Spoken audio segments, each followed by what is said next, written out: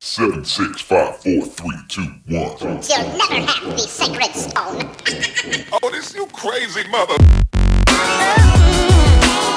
He has a lot of problems. Struggle to be top 5 in points at the end of the season. Wow.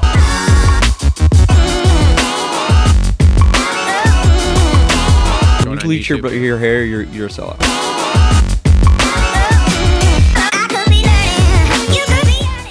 Yo, what is up, everyone? Welcome back to another episode of the Moto Aftermath Show. This is episode number 232.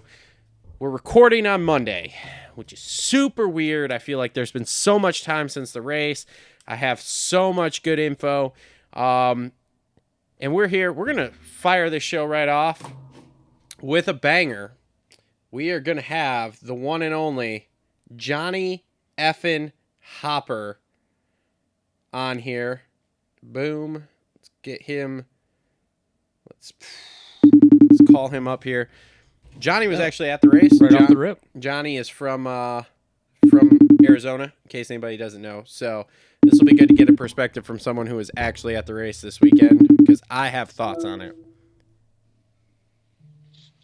Travis. Johnny effin' Hopper, welcome to the Moto Aftermath Show, my friend. It's a pleasure to be back on. Dude, so I apologize. We were supposed to have you on a couple weeks ago. Are you washing dishes? I was just washing my hands because I was having some lunch. So I apologize. We were supposed to have you on a couple weeks ago. I misread the text and had a brain fart, and here we are. And didn't have you on. So that was my bad. That was my fault. So, but we will make up for it. I just always blame concussion. Say, hey, we've hit our heads too many times, so because it's always better to blame. Take ownership for anything. I mean, just look at the sport. That's the go-to. Everything's fine, man. Everything's fine. My head is fine. Your head's fine. We're good. Everything's good, man. We're good. Everything's fine. You do know what FINE stands for, right, Travis? Fucked in the ass or something like that. I don't No. know. No. It stands for frustrated, irritated, nervous, and emotional. Every single day of my life. Yeah, I just always make fun because whenever somebody says, I'm fine, I'm like, no, you're not. You're the opposite of fine. That's when you usually run the other direction. Yep. So, Johnny, you're an Arizona local there, so you were at the race this weekend, correct? I was. Okay. Was it as boring in the stadium as it was on TV? Because I gotta say, I fell asleep several times during this race, and nothing happened while I was sleeping. Well, I mean, the sections were kind of cool, but it was really, really one line. Yeah.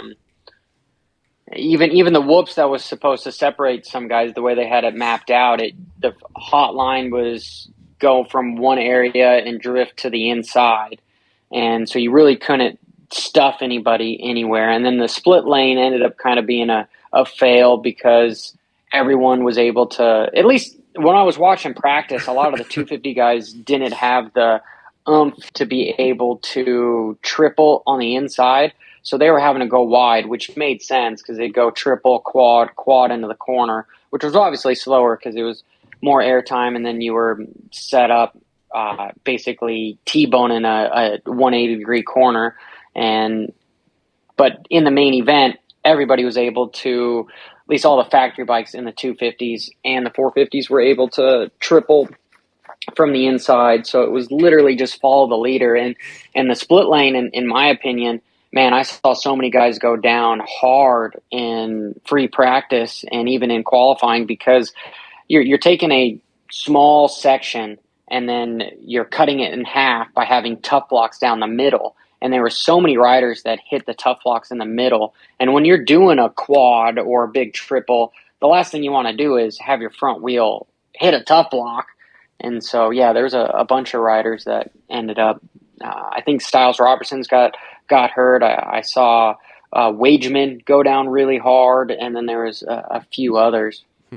Yeah, it was. The split lane, I had high hopes for it in practice and qualifying there when we were watching it, and as soon as the racing took off, I was like, nope, that sucks. There's just nothing to it. So, Why do you think the track didn't work, man? Because we had long rhythm lanes, we had bowl turns at the end, like we had what should have lined up as a decent track, because they always talk about like the long rhythm lanes allow you to gain momentum, gain speed, and actually work it and get somebody. And then obviously bowl turns too help with that also, because then you get to the end and you can go up and block past somebody in the bowl turns. But why do you think the track didn't work with having both of those elements essentially? If I'm being completely honest, I think it was. I don't want to say cookie cutter, because somebody like me couldn't go out there and hit those big rhythm lanes.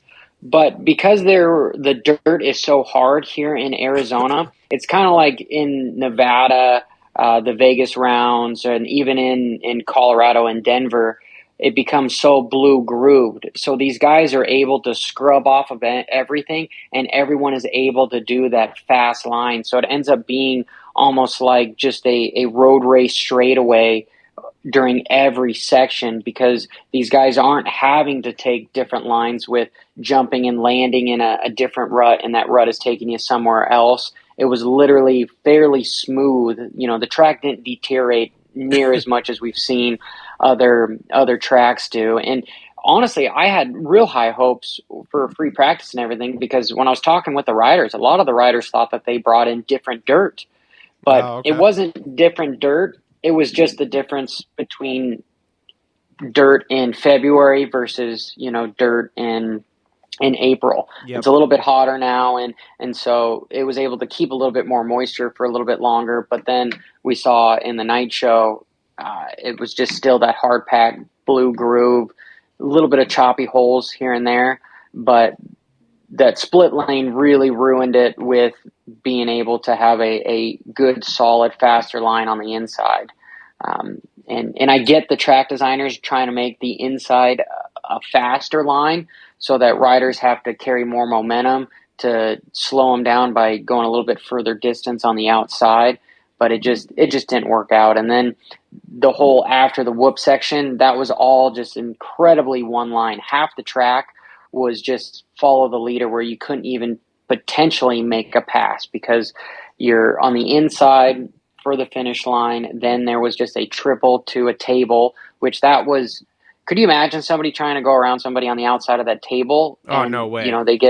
They get cross jumped or something. They're going into the bleachers. Yeah. And then the whoop section, with it being almost a 70-degree corner, 70-degree corner straightaway, that really screwed people up too, with being able to make a lot of passes. Because typically in a long whoop section, when you have a corner afterwards, these guys end up carrying so much speed that you'll even see them start to rotate their feet back onto the brakes in the last couple whoops to be able to slow down. But here, you could literally, the big factory bikes that have enough oomph to just stay on top of them, they could just keep it wide open. And I saw a bunch of guys almost high side, because they are going real fast. The last couple whoops, they hop out, and then they hit that real blue groove dirt because they're accelerating because they don't need to brake. And then that bike just catches, and it just gives them this weird fishtail, because now they're all of a sudden leaned over. Mm-hmm. So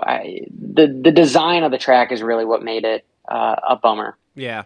So anything else interesting that you saw or whatever, like actually in person there, or like talking to anybody? Because I assume you went in the pits for at least a little bit and talked to some riders. So anything interesting catch your eyes, your ears, that kind of stuff while you were there that we didn't see on the broadcast here? Yeah, well, there was stuff going down with some top riders with like Smart Top. They were all upset in free practice because one of the riders, Cole Seeley, ran into Stank Dog, and Stank Dog's not a guy that you're wanting to get in an altercation with, because he's an arena cross guy that's going to be heard. And Smart Top, I believe they're completely in the right with having their guys A-Rod and Cole Seeley. They should be in A practice, not B practice, mm-hmm. because they're quite a bit faster than some of the other riders. And so that was really one of the big things. And then talking with a couple of the privateers, they were, I don't know, the Triple Crown is just tough because they're fighting so hard to get inside top 18. And then it's just an all-out war in the LCQ, which is tough. But that LCQ means a lot because it's, let's just say you qualify like 30th or something, but you finish fifth in the LCQ, you're going to make more money than just based off your qualifying time. So a lot of the riders were kind of going for broke in the LCQ because, they're going after pennies when it comes to stuff. But other than that, I talked with some teams that aren't happy with the 31 race series, but say. Yeah, but of course, and then there was some other stuff where some teams told me some stuff that, they didn't want to have public about just the silly season and that sort of thing. But truthfully, there wasn't much craziness going on. I know during the future stuff, one of the communication director at Club MX, he had a good lecture to all the futures riders to just kind of tell them, hey guys, this is a full-blown supercross track. Like, don't die instantly. Don't do something silly. You want to start off young and trying to give a good message of longevity, which I really, really enjoyed hearing, which normally if I wasn't at the race, I wouldn't be able to hear that kind of stuff. And then there were some riders that instantly just didn't even listen to it. And I saw some little altercation with Rider D and free practice. There were some guys that were just banging bars, and you're just sitting there going, guys, this is free practice. Why are you banging bars? And then the next time they're out on the track, this particular rider was over the bars and couldn't race. So just lots of nerves. But I think there's a lot to be said with the industry where even as I don't want to be negative in no way, shape or form, but there's a thing that's the exception in the rule. And all of us always think that we're the exception, but more than likely, 99% of us end up being the rule, right? Yeah. Even if you hold your pro card, the chances of you being a Tomac or something is, that's the exception. But where I'm getting at this is a lot of moto dads, I see push these kids and tell them that they have to go do this kind of stuff when they need to just kind of take it easy. And this is just one of those weird sports where it's not so much a team until you actually get on a team. And even when you get on a team, there's still like an A guy and a B guy, and you're always trying to be better than that one person. So it's just a weird dynamic. And then I don't know. I guess I could talk a lot about this where parents almost get what I see happen with a lot of the kids, even walking around is, these parents are kind of like, hey, I spent a lot of money, you owe me that I got you here and blah, blah, blah. And truth be told, most of these kids that are still 15 to 17, they didn't ask their parents to mortgage the house to pay for them to go to a facility and all this stuff. So there's just this abnormal pressure on these kids. So it makes perfect sense as to why you see them blow up in free practice, because A, there's so much pressure on them, and then B, they're on a track that is really hard to practice because most people don't have the resources to practice a track like this. Yeah, those moto parents drive me insane. And actually that just covers any of these parents in general with kids with sports. Like, if you don't have the money to go do it, don't risk the farm on the fact that your kid's going to get an NFL contract or a Yamaha contract or be the next Olympic gold medalist gymnast. Like, get the fuck out of here. There is way too long of odds to do that. Teach your kid how to make money, how to be wealthy. Figure it out for yourself, because obviously you don't know, because you're trying to rely on your kids to make this money for you to be wealthy or have money or whatever. So, like, Go figure that stuff out. Don't try to force your kids into doing sports and things they don't want to do. If your kid wants to do it, great. If they have the talent to keep moving up and you have the resources, awesome. Otherwise, fuck off. Like my daughter rides, and I love that she rides. It's awesome. However, I also know, and as much as I would love for her to race and really be into it like that, she's more of a social rider. She'll go out when we go to the track and ride with the other kids because she can ride with them, and then she goes over, says hi when we're done, and she can play with them and all that crap like that. But she's not going to be a racer or the next, the female version of Eli Tomac or any of that crap. And you know what? I'm not pushing her to be. If you don't want to do it, great, awesome, cool. If you want to be able to ride and like that's all you want to do is ride casually, that's awesome too. Here's what I'd rather teach you. How to make money, keep money, build wealth, build a business, that kind of stuff. Things that will make you money and that we can do together and all of that good kind of stuff without putting the family at risk. So it's an interesting thing, man. Travis, I agree and disagree with you at the same time. The first part that I disagree with, respectively, I love you, Travis, and just fortune favors the brave. So if you're going to be good at anything, you might as well try to be the best you can be at it. True. I think the problem that you shared as well is the ideology that at the end of the day, the parents then owe something from their kids by turning them into a celebrity or a famous rider or a professional athlete of any sort, which I feel like that is wrong. Yes. Yeah, sure. Go bet the farm, go do all that stuff. But if you're doing it for the expectation that your kid is going to take care of you at the end, well, that's unfair pressure because the usually kids are not mentally capable of understanding what they're signing up for when they don't even have a choice of signing up for it. And me just being a new parent, my job is to prepare my kid to be okay without me, not always be glued to me. Yes. And that's the thing that I have a problem with. And then if people are willing to bet the farm or something, man, why don't have the fine writing that, your kid then owes you everything. Why don't the parents go bet the farm to start a business or blah, blah, blah, and see if that works or something. So then they're not able to blame anybody but themselves. Okay. But again, that's how I feel so much stuff gets off kiltered is just the expectations from the kids that they're not willing.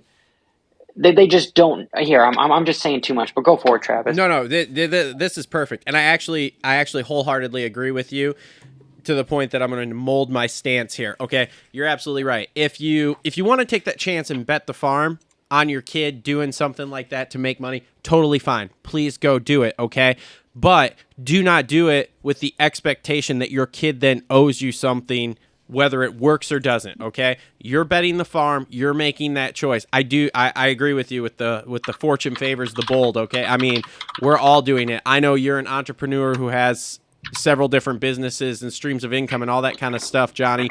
I'm the same way, and it's like here we are, like we are essentially making a bet. Like I'm betting the farm that this business that I'm trying to grow, this YouTube channel I'm trying to grow, all this stuff will work out at the end. Whether it does or doesn't, who knows? We'll never know. But I don't do it with the expectation, like I would never do that to my child with the expectation of, hey, you want to do, like she's really into gymnastics. I would never push her so hard in gymnastics of like, you have to become the next Olympic gold medal gymnastics person so that I can have fame and fortune off of your back. I would do it so that she could have it herself. And when we're done, if she doesn't want to ever give me a dime or talk to me again, well, then that was a risk I took and like, okay, fine, I'll deal with that. And basically I'm not afraid to start over if something fails. where I feel like a lot of these parents do this and they're very afraid to start over. And then if they do have to start over, it's like they're blaming the kid, whatever, which is totally not fair. Like, you took the risk, you knew what the odds were here, and it didn't work. Okay, cool. That was on you. Accept responsibility for it. It's not the kid's fault. Like you said, the kids don't really know.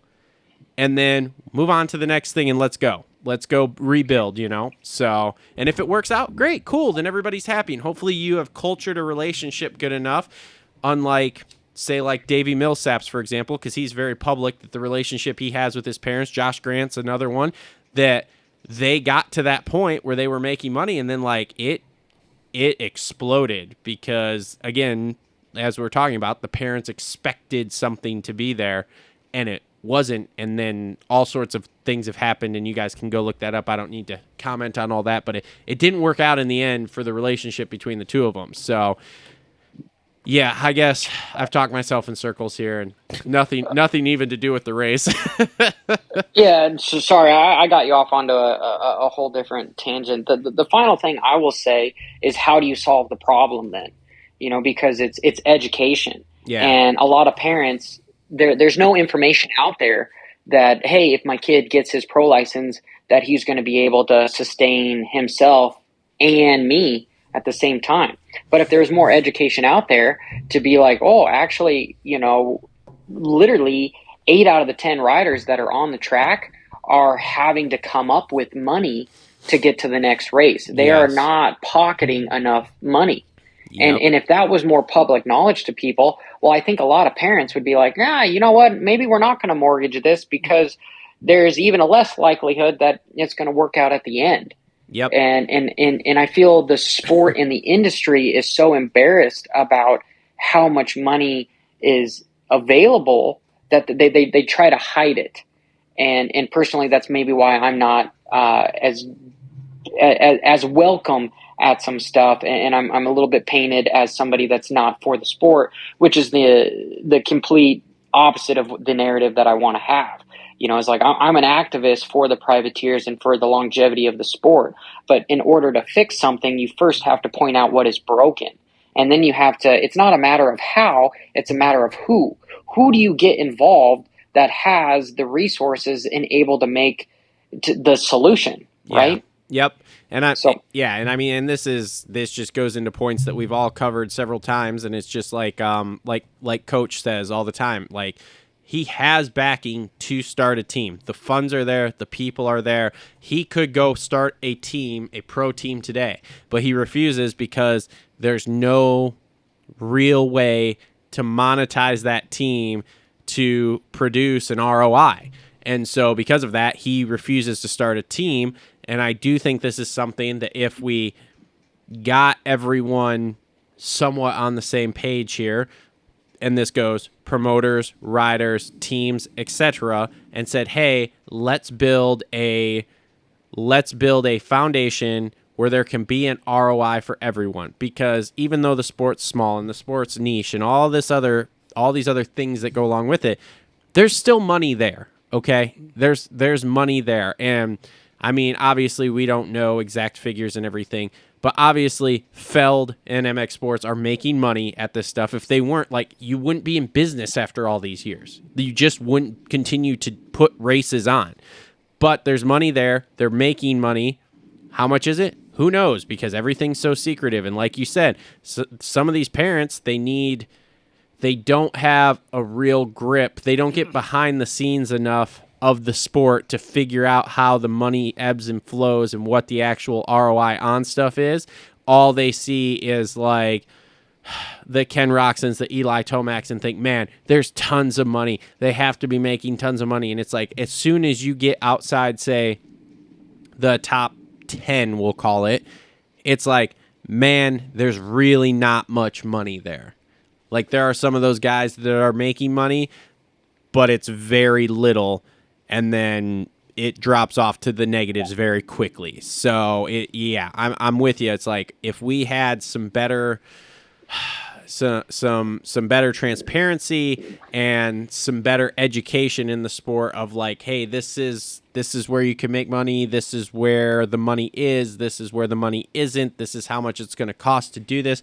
If you're not an Eli Tomac or whatever, if you are a Kevin Moranz, a Devin Raper, a Stank Dog, any of those guys that are paying their way to get there themselves, this is how much it's going to cost. I don't know how they continue to do it. I can't figure it out either, man. I can't figure it out either. Especially guys like Devin Raper, or dudes that are barely even making the Fast 40. Yeah. I don't understand it, man. It blows Which, don't get me my wrong, mind. you know, they go to a local race or something, or at their hometown, like they are heroes. Yeah. You know, they are record holder college level athletes, but they just don't get the recognition with a dollar sign in front of it. And so the issue that I have is everyone wants to complain about money.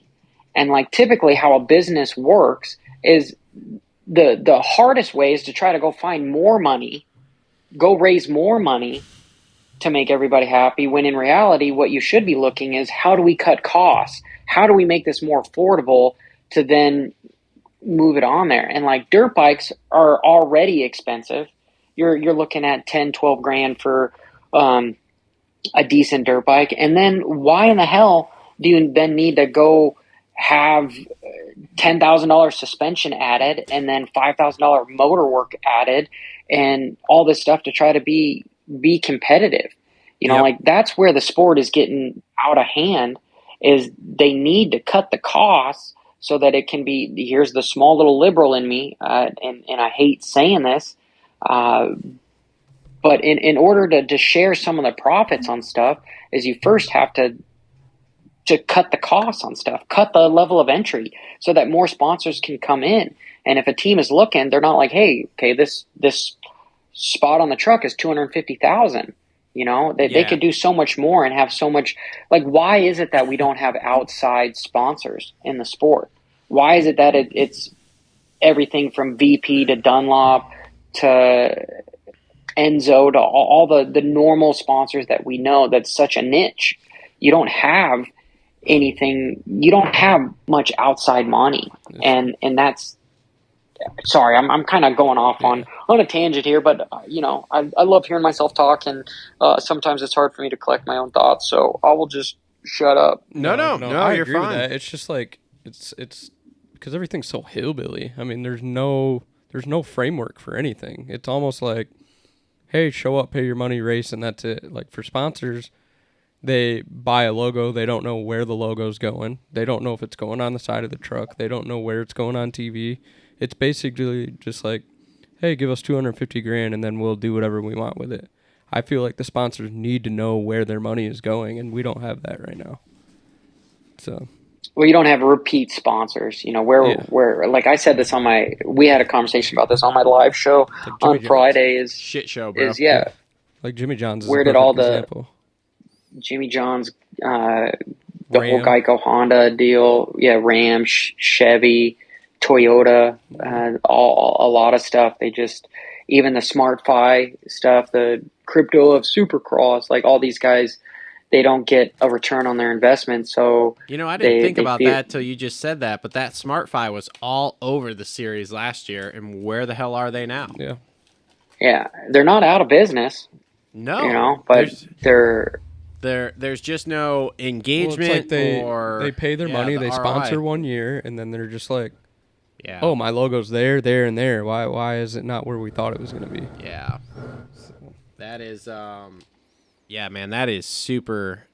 Man, it's frustrating because as we've all talked about 100 times, it's there's ways to do this, and we know there's ways to do this, and if we could just get a little powwow going, little team powwow. Well, the only thing I put hope into is just guys like Lucas Myrtle and Brian Deegan coming into the sport that know how to do this kind of stuff. Yeah. And maybe their voices will be absolutely heard. Yeah. Lucas, I think, is a big proponent. The other one that I really like is Johnny. Do you watch any of like AJ Catanzaro stuff or listen to it? He does a good job.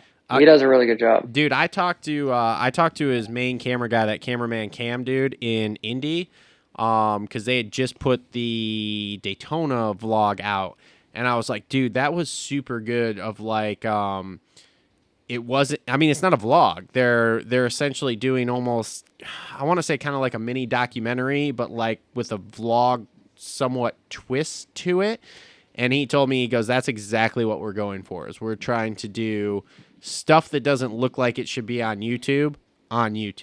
And yeah, no, it's really good, and I like the direction they're going. So, and I try to listen to their podcast during the week too, because they have some different insights than what most people do. So I really like the direction that they're going there. So Yeah, AJ is a prime example of having a problem and not trying to solve it yourself, but finding good people around you to help it get it done. yeah. And that's what I respect a lot about AJ. Yeah. So, and Club MX, what their camera guy Rob is doing with all of their midweek prep videos, which they're more like video blogs, but that is really a cool dynamic that I could definitely see teams building such a good following, that here comes those outside sponsors because of the presence you have. You know, again, that's the whole, I want to call it the Deegan phenomenon, because, you know, they were able to really market themselves really, really well, and it's going to help him throughout the livelihood of his career, whether or not, you know, he win any championships or what, which I highly doubt. But let's just hypothetically say that, you know, he never wins a championship. Well, he's probably going to make more money than somebody that does have a number one plate. Yeah. What's the odds you think that Deegan goes to the promoters and says that they want to get paid to be there because of the eyeballs they put on it?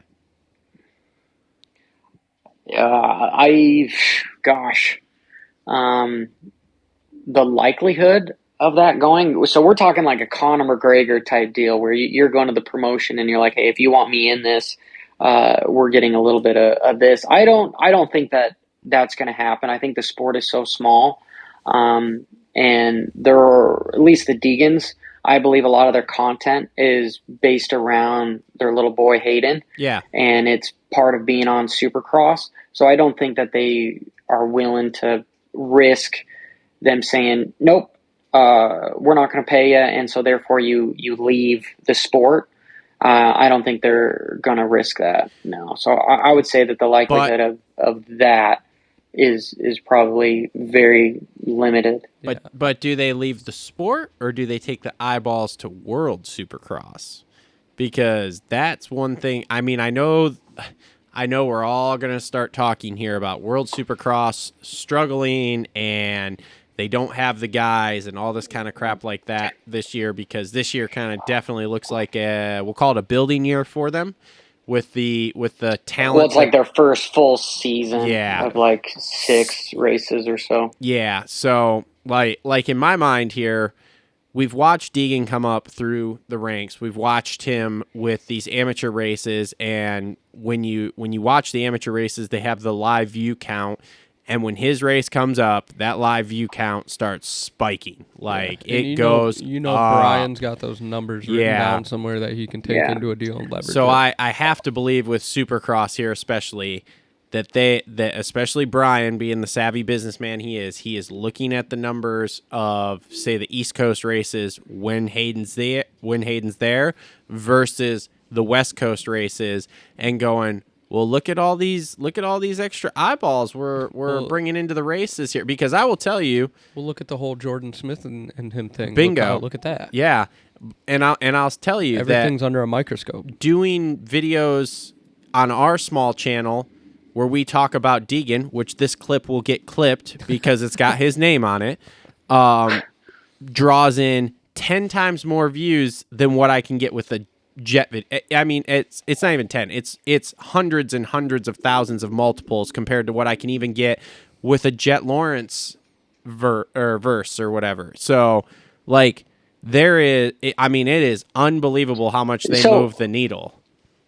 Travis, my whole take of it is they pretty much could go to any factory that they want and say, hey, here's a bottom line.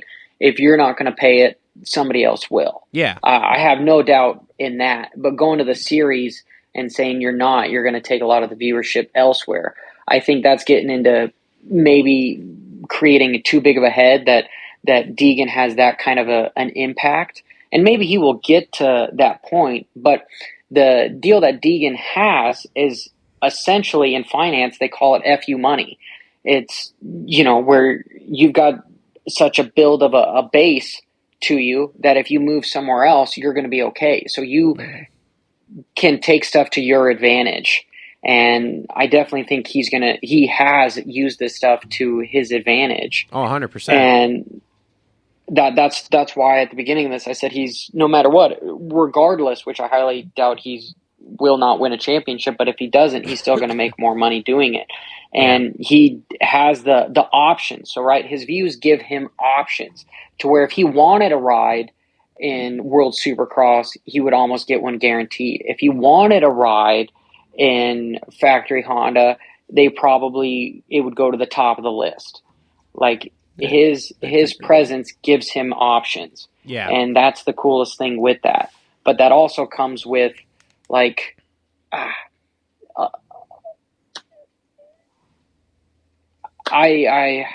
don't. It also comes with just a lot of risk as well, because he could potentially shoot himself in the foot because he's got so many people watching him as well. Yeah, microscope, man. Yeah, I mean it could, man. I don't know. It could get very. Watch why all the Star Yamaha guys potentially don't want to be teammates with him. It's because they'd rather go somewhere else. Johnny, and quit talking conspiracies here. There are no issues there. Nothing might have not happened in that truck after the Detroit incident. There is no problems over there. I believe future. Kumbaya. This is a lot of future talk, but if they are able to get the sponsor structures and all that stuff around, I wouldn't put it past them to go start their own team. Do you see something like that? I don't know about that so much. Mostly because I think that's way more likely than them asking the Supercross to pay them a good percentage of stuff. Like Brian can be like, hey, I got Deegan 38 brand, whoever he's connected to. Yeah. He can, whatever sponsor it may be, he can go in there and be like, look, Supercross, and Supercross is going to want their piece of the pie, so he can be like, you guys get this percent. We're bringing these guys in, but they want this, this, and this. We're going to run our own team, blah, blah, blah, done and over with. That way, they don't have to deal with the bullshit of the other guys. It's their rules. Yeah. So, I don't know. I could see that happening. It's just, again, it all goes back to, Feld, SMX, whatever the hell they are now. Yep. Providing a laid out document structure of, you sponsor the series, you sponsor a team in the series, you're getting this, this, and this kind of thing, Like the NBA. Like when you sign with the Lakers, you're getting a logo right here, and you're getting this kind of exposure with this athlete, etc. So, which we don't have. They're definitely probably working on it. Like just the same thing that you've got one of the best, arguably the competitor to the GOAT, James Stewart. I was at the races, and his Bubba's podcast was all over the place. So how do you not work with Feld in order to get that stuff? And that's why like his production value on stuff has gone up as bunch, where like I'm not able to take footage directly from Feld. Like they don't send me the raw clips of it, but they'll send, granted, not comparison because comparison is the theft of joy, but I'm just saying that, Bubba and his business savvy has worked with Feld to make it beneficial for both of them, which has been smart. I love Bubba in the booth as opposed to some other people. I think he does a really good job, but at the same time, I kind of put a guard up when I hear him talk about certain things because I'm like, who are you answering to where you potentially don't want to come off not on the side of the majority? Like Mark Twain says, if you find yourself on the side of the majority, you should stop and reflect. And that was the same thing with the whole Deegan and Smith thing. Like he's getting the footage from Feld. Now Feld they have leverage to control their narrative, What do you think this is something that's been rattling around in my head. What do you think the play is for James? Like, obviously he was not even anywhere around the sport for years here. Now all of a sudden he's back. Now he's in the booth. Now he's doing commentary. Now he's doing the podcast. So what's the end game here for JS7? Like, is he trying to take Ricky's job? Like, what do we think he's trying to do here? Because there's got to be a play. There's got to be a play. A body in motion stays in motion. You know, you got to do something. You can't just sit. Like, everyone chases retirement, and then once they're retired, whether they're in their 30s or their 60s, you know, most of the time people die is because there's nothing ever to do. Yeah. Right. You know, like it's nice every now and again to have a nice little vacation with a mojito or whatever, but it's not a sustainable thing as far as staying happy. And part of staying happy is being intuitive and keeping yourself busy and feeling like you're making an impact in some aspect. And James, I think it's an awesome thing that he's using the leverage of what he's built his entire life and has turned it now into, you know, potentially helping, giving back, growing the sport a bit. And yeah, you know, I see him being some sort of a media commentator for the foreseeable future. And I think it's perfectly smart. I mean, you know, we see so many riders that end up committing suicide or just being unhappy after they hang up two wheels is because they don't feel like they have a purpose anymore. And so you have to stay busy. And that's why you see guys like, maybe I'm putting words in other people's mouth, but you see Carmichael, you see Justin Brayton, you see, you know, Ryan Dungey, you know, you see all these guys becoming team managers or whatnot, you know, staying. Antonio Caroli, right? Yeah. You know, he's now the boss of Hurlings. You know, like you can't just topic. I think he's lost in the business world, but RD Coffee's done. If you guys didn't know, is it really? Yeah, he's shutting it down. He shut down RD Coffee. Yeah. That's weird. Yeah, that stuff was good. I was trying to get a discount on his shit because it was too expensive. But yeah, something on his business side must not be working. I mean, Geico thing didn't last long. The coffee thing's done already. Well, I think with the Geico, I mean, that's a whole nother topic. Yeah, I don't know what that.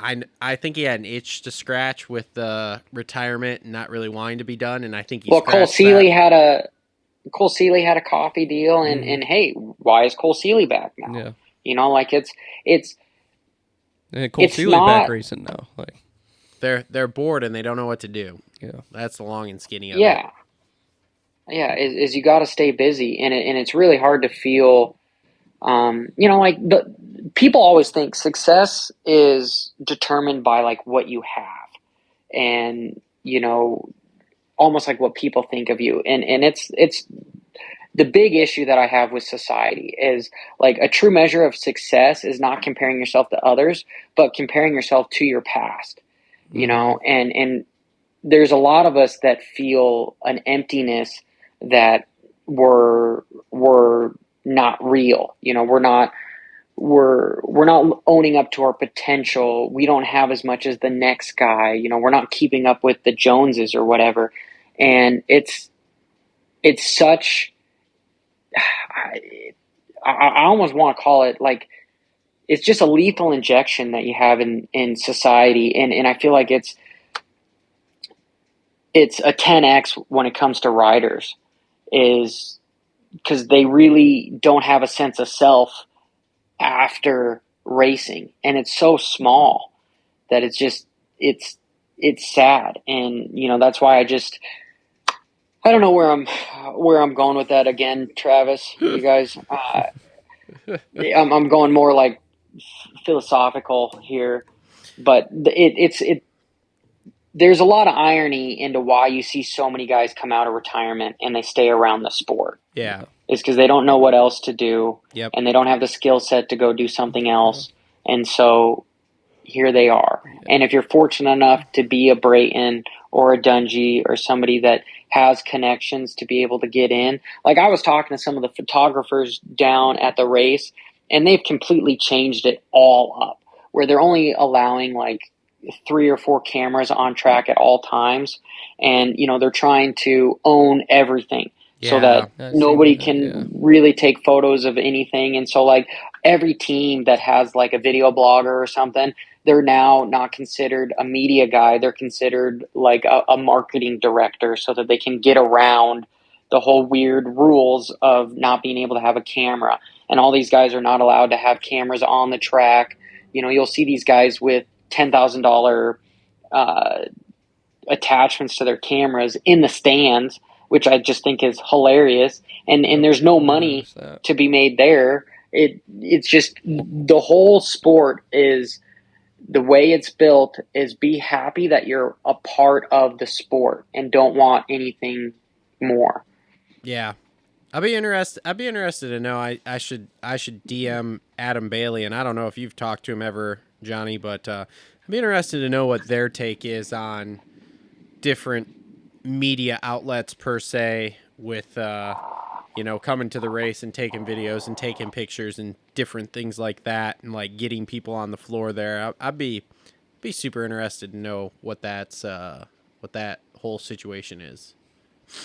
And if they were smart, they would say, "Come steal our shit. Come steal 100%. Right?" Mm-hmm.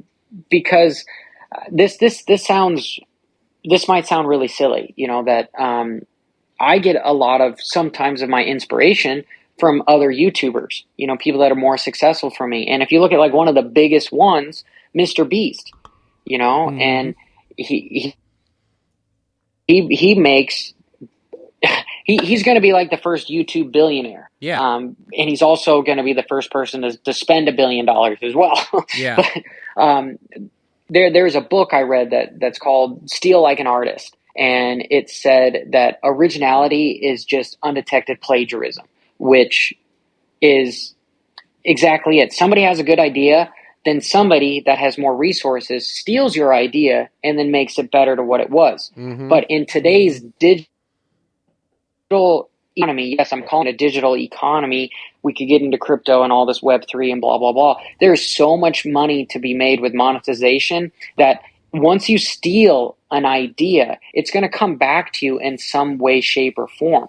That's why it's a little bit ticked off when I hear other people, Pulp, whatever, Racer X, Vital, they start trying to take ownership of certain things when it's like, God, people. Oh, you're cutting out, Johnny. See, because they like. Oh, can you hear me now? Oh, maybe it's me. Can you hear me? I know we were. No, my Wi-Fi is not hooked up anymore. That's weird. Starlink out here. Starlink's going sweet. Ah, there we go. Okay, now we got it. Okay, yeah. Sorry, gosh. In the middle. Back? Yep, in the middle of the rant there. Dang it, that was good too. Oh God, yeah. Leave it to Hopper to have a full blown rant. But if I'm going from the 10,000 foot view, is people, they go to Cooksey stuff because they want to see good journalism and some conspiracy. They go to Pulp MX because he gets to talk to some of the high riders where all their agents say you have to be on Pulp MX for 30 minutes or whatever. Yep. People come to you and I because they like a different take about stuff. But you really think that we're stealing anything from other people? No, when in reality, it's all coming back to everyone that contributed in the sport, and it's coming back to Supercross. Yeah.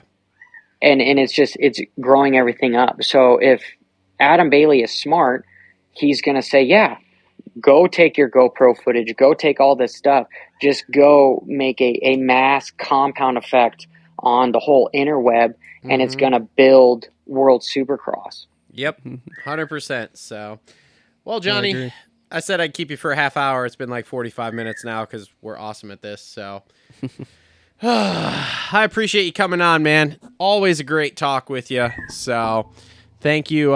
Thanks for coming on. Much appreciated. We'll have you back soon. And just want to take note that my episode of the shit show is still like the second highest one now. Jesus.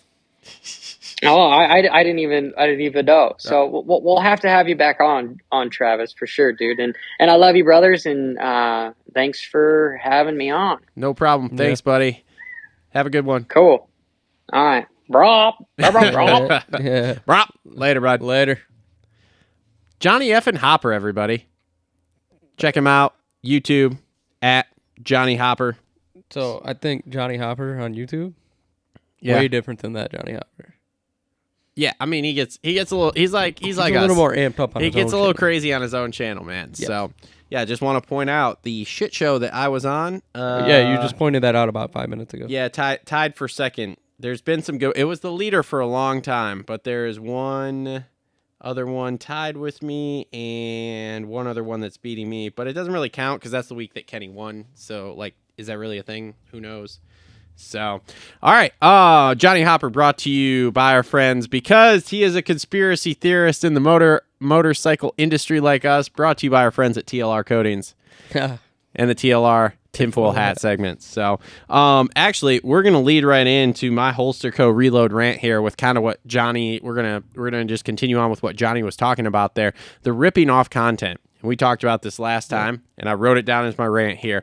These people that go out and make these TikToks, Instagram, YouTube pages, and all they do is rip off these short clips from I mean, other a couple from us even. from other people, all the major sources from the actual broadcast, all this stuff drives me insane. Yeah, how can they regulate that, you think? I have no idea. The hard part is it's less than a minute of content all the time. Well, the thing is like Instagram, Facebook, all them, they aren't monetizing like they were because all these dudes were making buku bucks off videos that weren't even theirs. Mm-hmm. Yep. So, like, when does that come back? When does that ruin YouTube Shorts? When, what's going to happen here? I don't know. Drives me insane, though, because it's like, yeah, dude, I could also put up a video of the show, overlaying it with a video of the Deegan Smith incident, but I don't. Why? Because I don't own the rights to that Deegan Smith incident. I don't have that on my iPhone. It's not a thing. So like, and I'm not going to go out and cut Kenny's scrub off of what's it called? Like there are certain things I'll use. I will jack some pictures and stuff for thumbnails and things like that. Mm-hmm. That's slightly different than just taking literally the video, ripping it off and being like, here you go. Thanks for coming. Thanks for coming to my channel to watch this specific content that I ripped off from someone else. Drives me nuts. Holster Co. reload rant. Agree. So, and then it's like they're making some money off of it because they're not being like, yeah, I don't own this. Yeah, and then if you're gonna rip it off, give credit. These fuckers don't even give credit. Yeah, that's a big thing too. So, all right, so we got. Sorry, we had to jump right in there with Johnny because he was ready to go. So, yeah. Hi guys. Hi. Welcome to show 232 here. I'm Travis, your host. This is Cole, the co-host. Big Team Green guy. Are we making an announcement yet? I mean, I guess we can. I haven't really told anybody. Cole is officially a Kawasaki guy now. Officially. Yeah, I guess I can drop the news on here. I haven't updated my LinkedIn or anything like that yet. That's fine. Nobody cares. No, my last day is this Friday with my current employer. But then, Monday start straight in, going to the headquarters out at Kawasaki. And bingo. So, yeah, I will be my fancy term, district sales manager. So sick. So it'll be good. So it's the only bike I've never had in my garage is a green one. Whose wiener do I got to look at to get a demo unit? Look at? Yeah. I mean, you can sniff mine. Can I get a demo unit? I don't know how all that works. We got to figure this out. I know like millions of people are going to ask me about it too. So, do millions of people have a YouTube channel with 5,000 subscribers? Well, let's go back to when I was like, well, where do you want to go with the channel? Well, I don't know. I was like, well, I'd like to test bikes and parts. And you're like, no, fuck that. We don't want that. I didn't have an insider who had the connection. Okay, there wasn't a connection there. Build a way to get to that connection. Look, I need someone. Listen, if you wanted to test bars and all that stuff, I was your connection. We don't have that no more. Dude, I ain't got time for all that. Okay, Chris Cooksy's your guy now. Yeah, well, you know what? I'll still anyway, got a green bike coming. I'll try to be unbiased as possible. Are you getting a 450 or 250? That I don't even know yet either. I'm like, dude, just let me sign my name and have a job. Did you ask them about it at all? Not yet? Nope. You better ask about that I'm Monday. just focused on my employment. That should be the first thing Monday. You should walk in and be like, so whose dick do I got to suck to get my fucking demo unit to ride because I already sold the gas? No, I got no bike. I will never get that aggressive, but I will be. I did mention something to the guys. They were like, hey, we end up bringing you on board. You know, what are you going to do with those bikes in your garage? And I was like, well, I think I'll get a green one, but I don't know. I'll have to find a deal on one. And they both looked at each other, laughed, and said, I think we know a couple guys. We know a few guys to get a deal. Yeah. So, I mean, I'm excited for all the other stuff, too. Their watercraft's badass. Yeah. That KRX side-by-side. Yeah. That thing's badass. Been wanting a side-by-side. There you go. KLX 110, baby. Come on now. There's one thing lacking, and I think it's coming in the future. I can't confirm. But okay. Well, we won't. Let's not break any news like yeah, that. I can't confirm it, but they need it, and they know it's an issue. Yeah. If you're comparing to a CRF 110. So, yeah, no, I'm excited. I do, no pictures allowed, but I do get to go in the race shop when I'm out there. Sick. So that'll be cool. Sick. So I'm expecting a Jason Anderson interview for the show here really soon. Yeah, I mean, if they don't can him, he ain't riding very good. Which we'll get They into. were pretty concerned when he crashed the other night. I don't know, man, but it's frustrating for Team Green right now. Well, hey. But now it's like opened up my head and like looking back at Team Green. Yeah. They've had some success. Yep. Lots of success. Yep. I mean, Villopoto, Carmichael, still got McGrath. Yep. So yeah.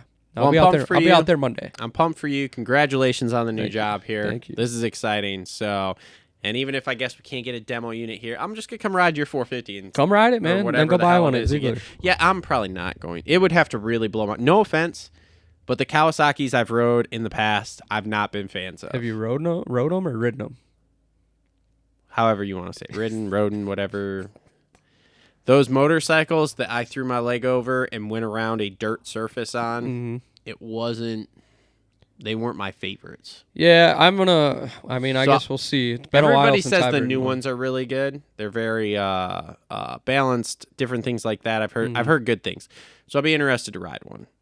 Yeah, I mean, at this point, if I'm getting a good deal on one, I'll spend some money on clamps or whatever I need to make it Free is free. more. I don't think it's free. Ain't nothing in this world free. Look, man, I know. Like, what was the race? Did we talk about it where they had the guy from Dodge or Ford or something?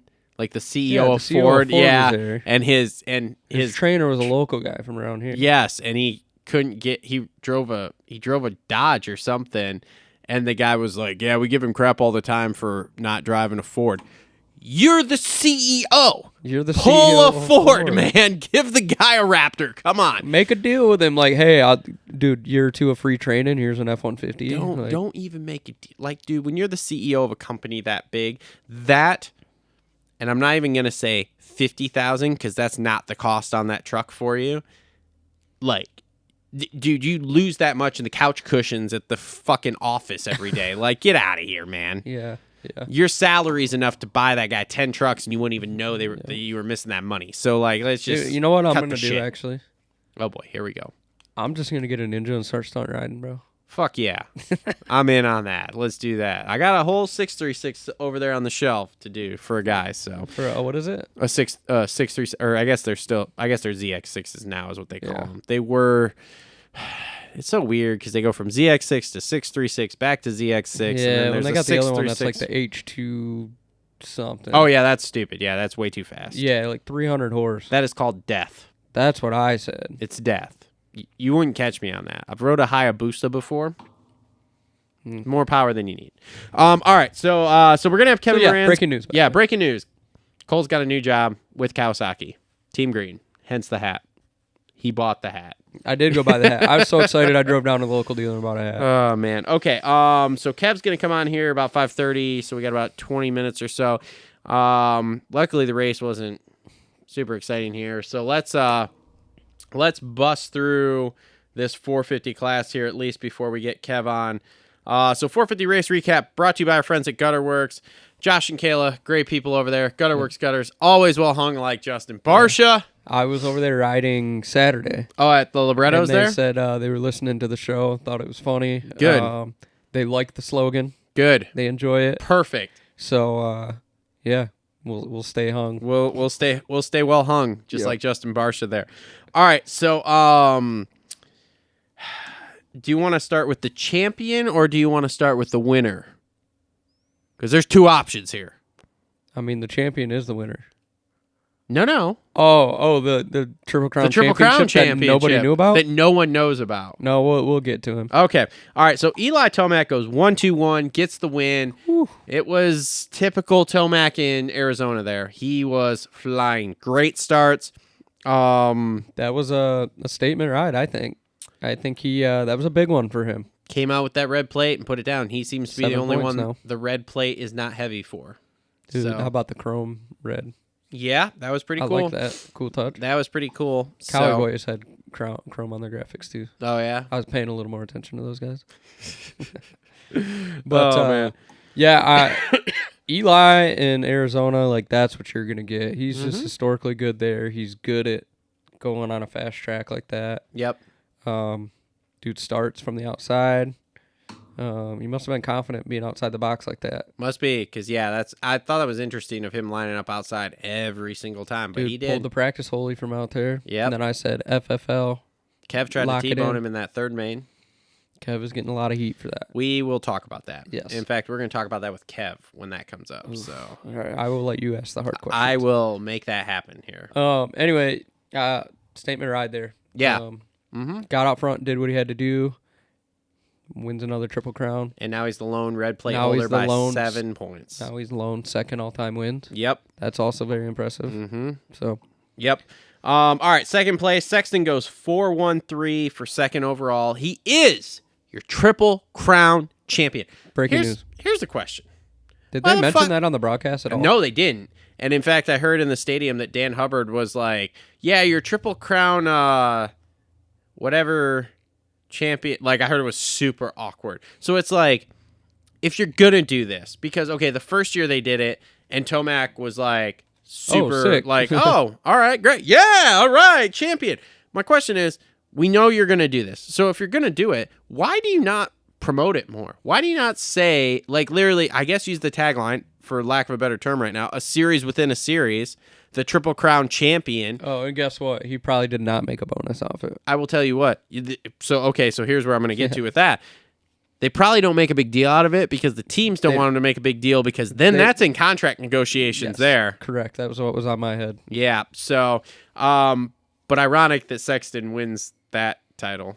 So let me ask you this, and I watched it back. The third start, if Kev didn't Kev, do we have a different race? I don't know. I haven't watched it over again yet. I've heard about it. So I've Kev listened to a bounced bunch off of him stuff. pretty good. Sexton's pretty upset about This it. is what I hear. So, And he got blue way to the outside, and he probably came over the whole shot line about 8th, 9th. yeah, So do we have a different race? I think maybe we do. maybe. God, that one passed through the whoops there in that second moto main, whatever the fuck we're calling it, with Sexton. Holy Perfect. shit!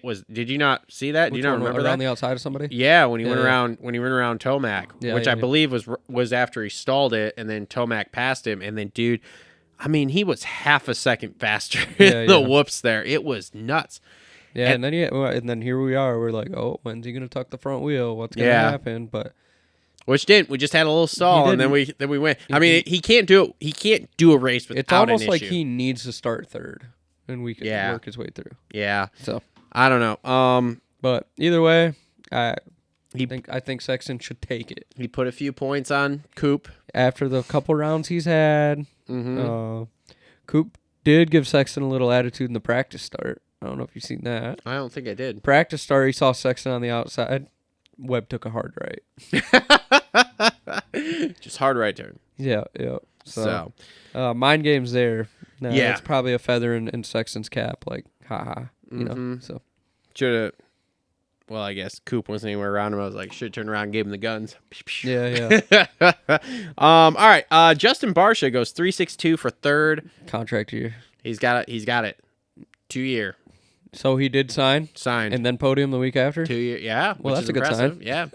So he's super good right now. And the thing I've noticed too is he's been riding very clean.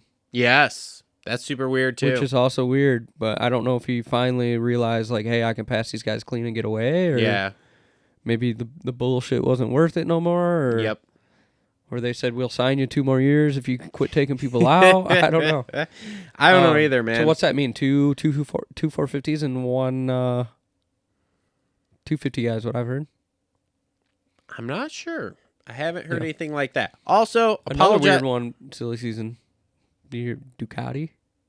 I've been hearing That's a lot about interesting. that. We can I don't talk even know about if they that have it after right, but- after we cover the race Yeah, here. we'll just do that on a separate show, actually. Yeah, but- guys. I was going to do the show talking about all the silly season stuff. It's literally changing by the day at this point. Yeah, and life's in the way. Just go to Vital and back. I was going to say, and on top of that, I have a ton of stuff to do. So maybe in an off week between outdoor or between Supercross and outdoors, we'll do one of those. I just didn't have time to write it all down. I started a note. I started trying to figure out who's going where and what's happening and everything like that, because I have a bunch of it up here, but I'm trying to make sure that I have it all legitimately laid out so we can go through it. But there's a lot of pieces to fall in place. Some of them are already starting to fall with like the Barsha signing and stuff. Mm-hmm. Super weird. Yeah. Super. Well, everything kind of the kingpin at the top before everything falls, and that's Tomac. Yes. So, all right. So Webb goes 254 for 4th. And man, that was an interesting day for Webb. But historically, he hasn't been good in Arizona. No. If you go back and look. This is better than his average historic finish. And I think he really boned himself on the Anderson deal instead of getting a spot he lost to, kind of thing. Yep. If not, maybe he would have been on the podium for an overall. Let me ask you this. Does Anderson turn down or does Webb go up to hit him? What's your opinion on that? I think Anderson was just running low in the corner. And I think Webb just didn't figure that line, which is strange. Which is Webb, weird because usually he's really smart with that kind of stuff. Yeah, and that was not. And he was, I'll tell you what he was smart with, though. After that happened, going into that next corner, he was just like, go. See ya. Yep. Please just don't take us both out. Yeah, but I think he was smart enough to know, like, oh, this guy's not Pro Bowl. That split. Well, but dude, I'll tell you what. I don't think Anderson cared about probation there because you saw him look over like, who the hell did that? Yeah. And you could just see the fire in the helmet. You couldn't really see it, but you could. The body language all of a sudden got real. Like, made sure he slid the back end up into. Oh the back yeah, end, so, oh yeah. So which is sketchy, man, because you could pull some spokes out with a peg. Dude, there's lots of stuff you could do there that it's like, ugh. Yeah. So, it's gonna be interesting to see what Webb does, man, because you got Nashville's gonna be hard. Yep. You got Colorado up in the elevation. Everything's open stadium from here on out. Salt Lake City's elevation. Yeah. I think Webb's in trouble. I don't know. I really wanted Webb to win this deal and pull it out, but I think he's in trouble. And you heard it on Gypsy. He's tried talking shit to Tomac. And he Tomac knows looks right it doesn't him, work. Dude. Yep, I was just going to bring up if you had listened to the Gypsy Tales one, because, that one was really good. There is... He's like, you ready to battle? And the dude just stared through him. Yep. So, I like it. Yeah. So, anyway, all right, so Kenny goes 5-3-5 for 5th, but he was right there all day. A little bit of fight. I liked it. Yeah, I liked it, because he actually... Hold on, I have notes about him, or I thought I did. Never mind. Maybe I don't. Well, it would have been a 4-3-4 technically. I mean, he was right on the back of somebody in both of them. Yeah, Ando got him real late there. Anderson in the got third main. Sexton got him into the tunnel. Yeah, yep. Squeaked up through there too. So, but I thought that was a good ride for Kenny. New shock. Oh, is that what you're hearing? Different shock on the bike. Interesting. So, I don't know. Step in the right direction. He looked a little more feisty. Still didn't look like the Kenny we've seen in the whoops before. No. Which is a little weird, but hey, man, he looked a little spicier than usual. Mm-hmm. AC goes 7-7-7 for 6th. So that's happy to be here. Just happy to be here. Doing all the laps. That's good. Had him on my fantasy team. Oh, did you? I think I pulled him. I put that one good looking dude on there. We'll get to fantasy this week. It wasn't. I'm pissed. Anyway, AP goes 996. Yeah, that wasn't an AP track at all. It was hard pack, fast. That's not how AP I don't think rides. any of these tracks coming up are AP tracks. Maybe East Rutherford. I don't know. But it's I starting feel, to get I've- warmer in the year. Dirt's hardening I was up. gonna say I feel like Nashville, Denver will both be good. Salt Lake City, I don't think so because that's harder. I think Nashville might be all right for AP just because of the vibes in the city. Yeah. Country boy shit. Atlanta might be okay too. That red dirt. Atlanta, I think he'll be good. Yeah. Speedway track, I think he'll be Because all what do right. we got? We got Atlanta, Nashville, Salt Lake City, Denver. What's the other one I'm missing? Oh, New York. Yeah. Speaking of which, I'm going to miss this Sunday. Yeah. So hopefully the return of Justin after Atlanta is a true thing. We'll see. All right. I'll figure it out. Don't worry. Colt Nichols makes his triumphant return. Good Good looking start dude. that first one. Good looking 888 dude. Good for looking eighth. ride. Yeah, that wasn't bad for On my feet. coming back. I don't think he was on mine. He's on mine. Dean Wilson finally gets it in the top 10. Yes, sir. 10-10-9 for 9th, so that was good. Finally got in the top 10. Yes, has to be Courtesy a huge of sigh of Christian Craig. relief. Yeah, we'll get to that too. Jason Anderson goes 6-4-21 for 10th. Gnarly. Oh boy. Here we go. You can't do that. You're part of that team now. You're part of Team Green. My coworker,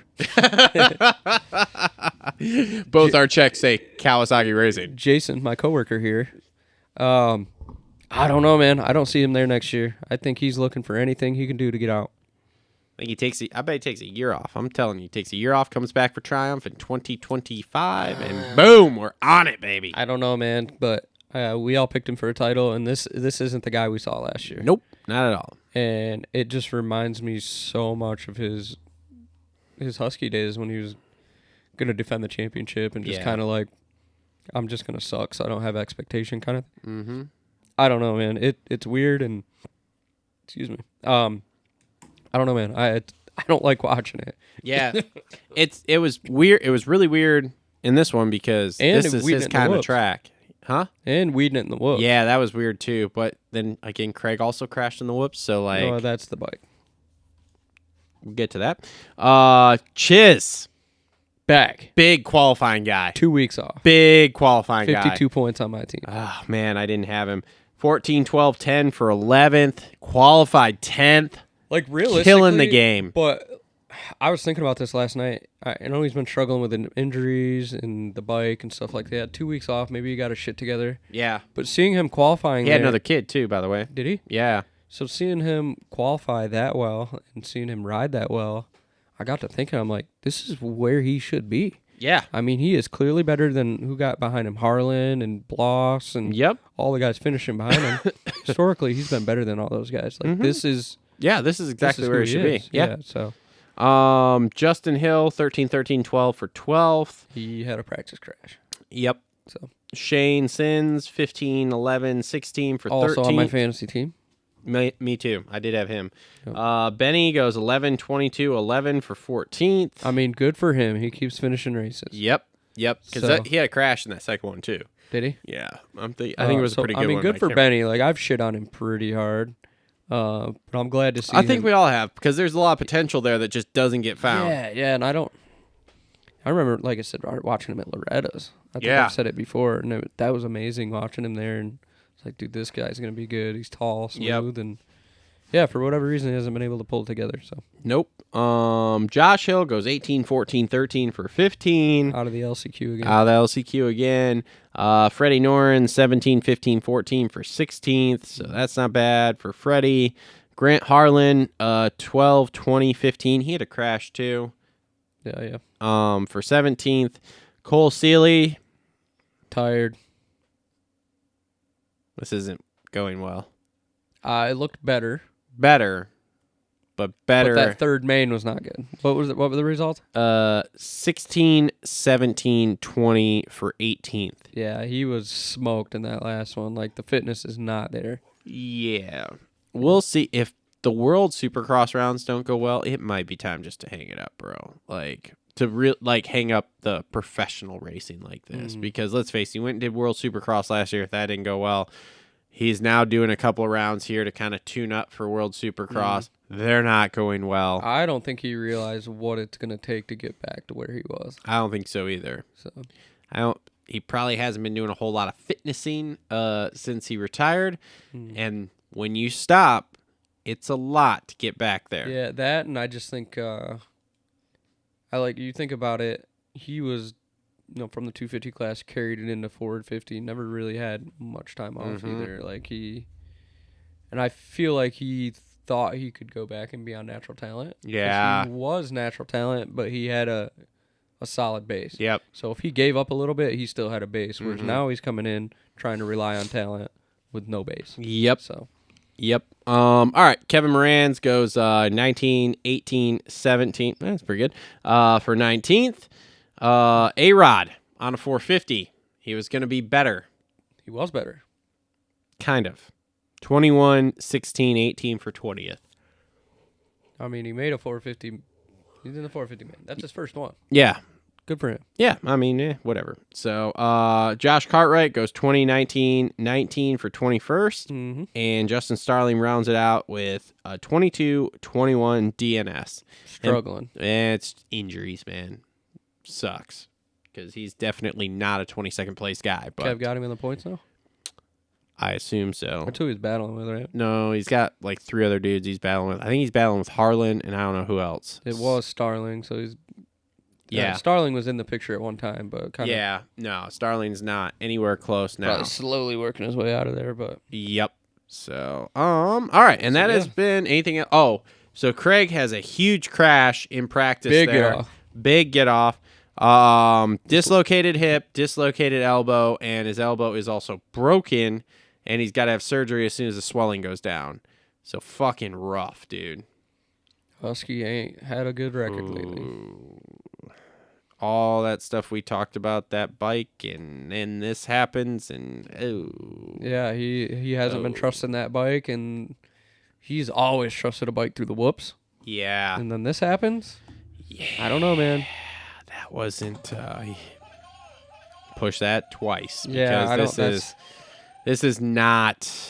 It's not the way it should be going. That's for sure. No. Like Mookie's out. Like, I sound like I'm really shitting on Husky, but if I'm getting ready to ride for a factory team, I don't think it's gonna be Husky. I wonder if RJ's going on that bike the rest of the year. I bet he'd push to ride that thing outdoors. Well, I know outdoors, but I wonder with Supercross here, because he said he was going to try to ride a couple more rounds anyway, so it'll be interesting to see if he shows up on it here. And then does he go back to the 250 at all? I think he's over that thing. I think he is too. And and like he knows he's not going to beat Jets. Might as well go get 450 results, man. Yeah. So, all right. 450 race recap brought to you by our friends at Worx. Always well hung, like Justin Barsha. Check them out. Links in the description down below there. Okay, so we talked holster coat reload rant, ripping off video content. A couple other things here. Let's do the TLR tinfoil hat segment here. Oh boy, you got one? So McAdoo's out. Correct. Because of an issue out of his control. Correct. Have you heard what the issue is? Don't blame the bike. Just kidding. Have you heard what the issue is? No. It sounds like you have. And this is courtesy of my friend Chris Cooksey over there. Cooksey Media. Go check him out on YouTube also. He says the things that nobody else will. He says the things that nobody else will. We got to come up with a cool name for like our 3 things, like Hopper, Cooksey, and us. I tried to get him to do the Black Sheep, and he didn't want to do it. But anyway. All right. What would you guys be? We need to do like the Syndicate. No, what's the Moto Media Syndicate. What's that whatever platform Trump's on now? Oh, Truth Social? Yeah, you guys are Truth Social. Or the Rumble app or whatever, right? Rumbler? Well, yeah, Rumble. There we go. Yeah, you guys are the Rumblers. All right, well, we're going to wait just a second here to talk about the TLR tinfoil hat because we got Privateer Hero. Cliffhanger. We got Privateer Hero Kevin Morantz coming on right now. Yo. Kevin Morantz, welcome to the Moto Aftermath Show, brother. Yo. No, we're already live. Oh, Sweet. we are live, bro, and you're following up an epic Johnny Hopper interview, so you got a lot of ground to make up here, bud. Oh boy, what did he have to say? Oh, I don't know. We didn't. I mean, we just. Listen, man, this is the first interaction I've ever had with Johnny besides watching like his wild clickbait shit. You've never been on a show with him before? No, and he was actually pretty calm, and like I actually enjoyed interacting with him. So it's Would you expect him to be a little bit wired up? I was expecting him to be Dan Hubbard Race Day Live. Okay. But he was dialed. He was good. Kev says that's what he is in real life because he says me and Johnny are like the same people in real life. You guys are quite similar. Well, I'll take that. see, I have never met him in person, so I'll I take mean that it. was the first time I ever talked to him. So. All right, so Kev, big drama around you right now. Big Gotta drama. love it, right? Big That's drama. All good for press business, is good right? press. That's what I'm gonna say. Yeah, all press is good press. So, has Sexton texted you yet? No, he hasn't. Oh, I heard he's mad. I saw some facepalm emojis and some stuff like that. Dude, honestly, I saw the facepalm emoji on Supercross Live, and like 75% of the people had my back, not his. It's kind of funny. Yeah. So look, I got to give credit where credit's due. I was listening to the Pulp recap this morning, and they were talking about you because obviously the racing wasn't super exciting the other night, except for pretty much you there and a couple other things. And they came up with a great idea. So here's what you need to do. Maybe somebody said this already. So you need to go to Barsha, Sexton, and Webb, and you need to say, hey, guys, I'm getting this much for a whole shot in the main. If y'all don't want me in the mix doing shit like I did the other night, I need to make slightly more than that from you, and then I'll just back off on the start. But I need that every single You guys race. can all pool your money together. Yeah, y'all can pool it.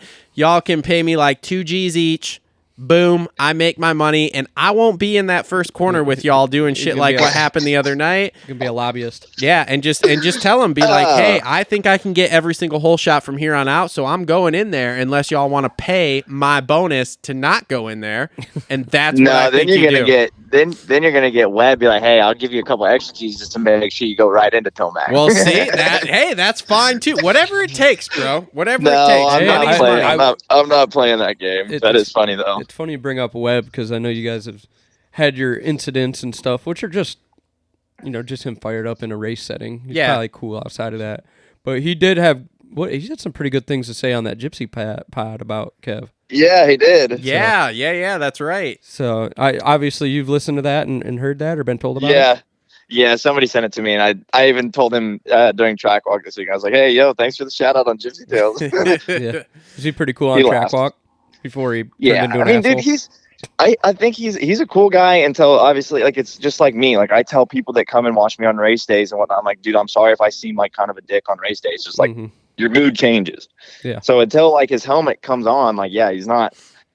I feel like he's all right. Yeah. I think he is probably one of the probably not as easygoing riders out of the group, but no, I don't think there's anything wrong with it. Yeah, after track walk, that's the cutoff. That's when he turns into a dick. Yeah. God. No, I thought that was really cool, and I actually enjoyed that whole pod with him. It was pretty Yeah. cool listening to his background, being a public school kid and all that kind of stuff. It was pretty cool. Yeah. I got to say, Kev, there's been a lot of Kev talk all week on all the different shows after the whole shots and the leading the lap and everything else. Like there was a lot of Moranz talk this week, so That's a good thing. Yeah, you're getting the Great thing. exposure there. So And even though you did do like a somersault cartwheel thing, that's more exposure right there. Dude, I'm so shook. So like, okay, so I'll kind of plead my case a little bit here, right? I don't know if you've heard the Swap Moto recap. I don't know if they've even posted it because I haven't seen it. But if you watch the video, you can go to literally Supercross Live Instagram, the video that they post, the one where homie face palms, Mhm. you'll see that we take off, and my focus is on AP because AP's inside of me. I know that if I can get him to shut down, I control the inside. Trust me. I'm a starter. I know how this thing works. So my goal and all my focus was getting him to shut down. So I told myself as soon as I took off, I had a little bit of a jump, but then he started to power me down the straight. I was like, I can hold it on a little bit longer than him because obviously I've done it plenty of times where I come in quick to the first corner and I'm able to track it pretty good. So my full focus was on getting him to shut down. As soon as he shuts down, then I look up And that's when I was like, oh boy, coming in pretty quick. Well, that being said as well, in the video too, it's me and Sexton, right? I can't really see Tomac yet because he's on the outside getting ready to swoop in. Mm-hmm. So then I know I'm on the inside of Sexton, and he's cutting down pretty hard coming to the tough blocks. So then I have to go pretty much into the tough blocks. And at that point, then I see Tomac, and I'm like, son of a bitch, man, I'm about to be that guy. I'm going to take both these guys out. Yeah. There's just like, there was no room. I'm going to decide a championship. I went all the way to the tough blocks, went into the loose stuff, and I had no traction. So then I was just it was whatever happened at that point. I tried kind of like knifing because I didn't want to obviously T-bone into them. And knifed, then threw me the other way and made me do a somersault. So pretty wild. Can't believe I didn't get completely ran over and trampled. So that was good. And didn't take anybody out. So no harm, no foul. I'll be honest, I'm watching it right. Number one, I watched it live. I did see it because I was like, oh, here he goes. We're whole shot in this one. And I was like, when you went somersaulting, I was like, holy fucking shit. And then you got up. I was like, oh, thank God. I don't have to call his mom and be like, is he okay? Yeah, every single start I watch, I'm like, yeah, Kev wants it. Just so looking for bad. it. But I will say too, like, you should go up to Tomac on track walk next week and be like, hey bro, so I knifed that, so I did not take you out of this title, so I want my bonus at the end of the year. Because dude, ask Joey Savacci about bonuses. I mean, it's a respect thing too. Like, I'm not here to do anything wild to those guys. I'm not their pace yet. I'm not gonna be that guy that tries to act like it. Yeah. But I've already proved it that I can get a whole shot. So damn straight, I'm gonna try to keep getting more. Yeah. I mean, dude, you like Tomac comes out of no. Honestly, dude, Tomac was a little reckless abandon there because now I'm watching this over and over again.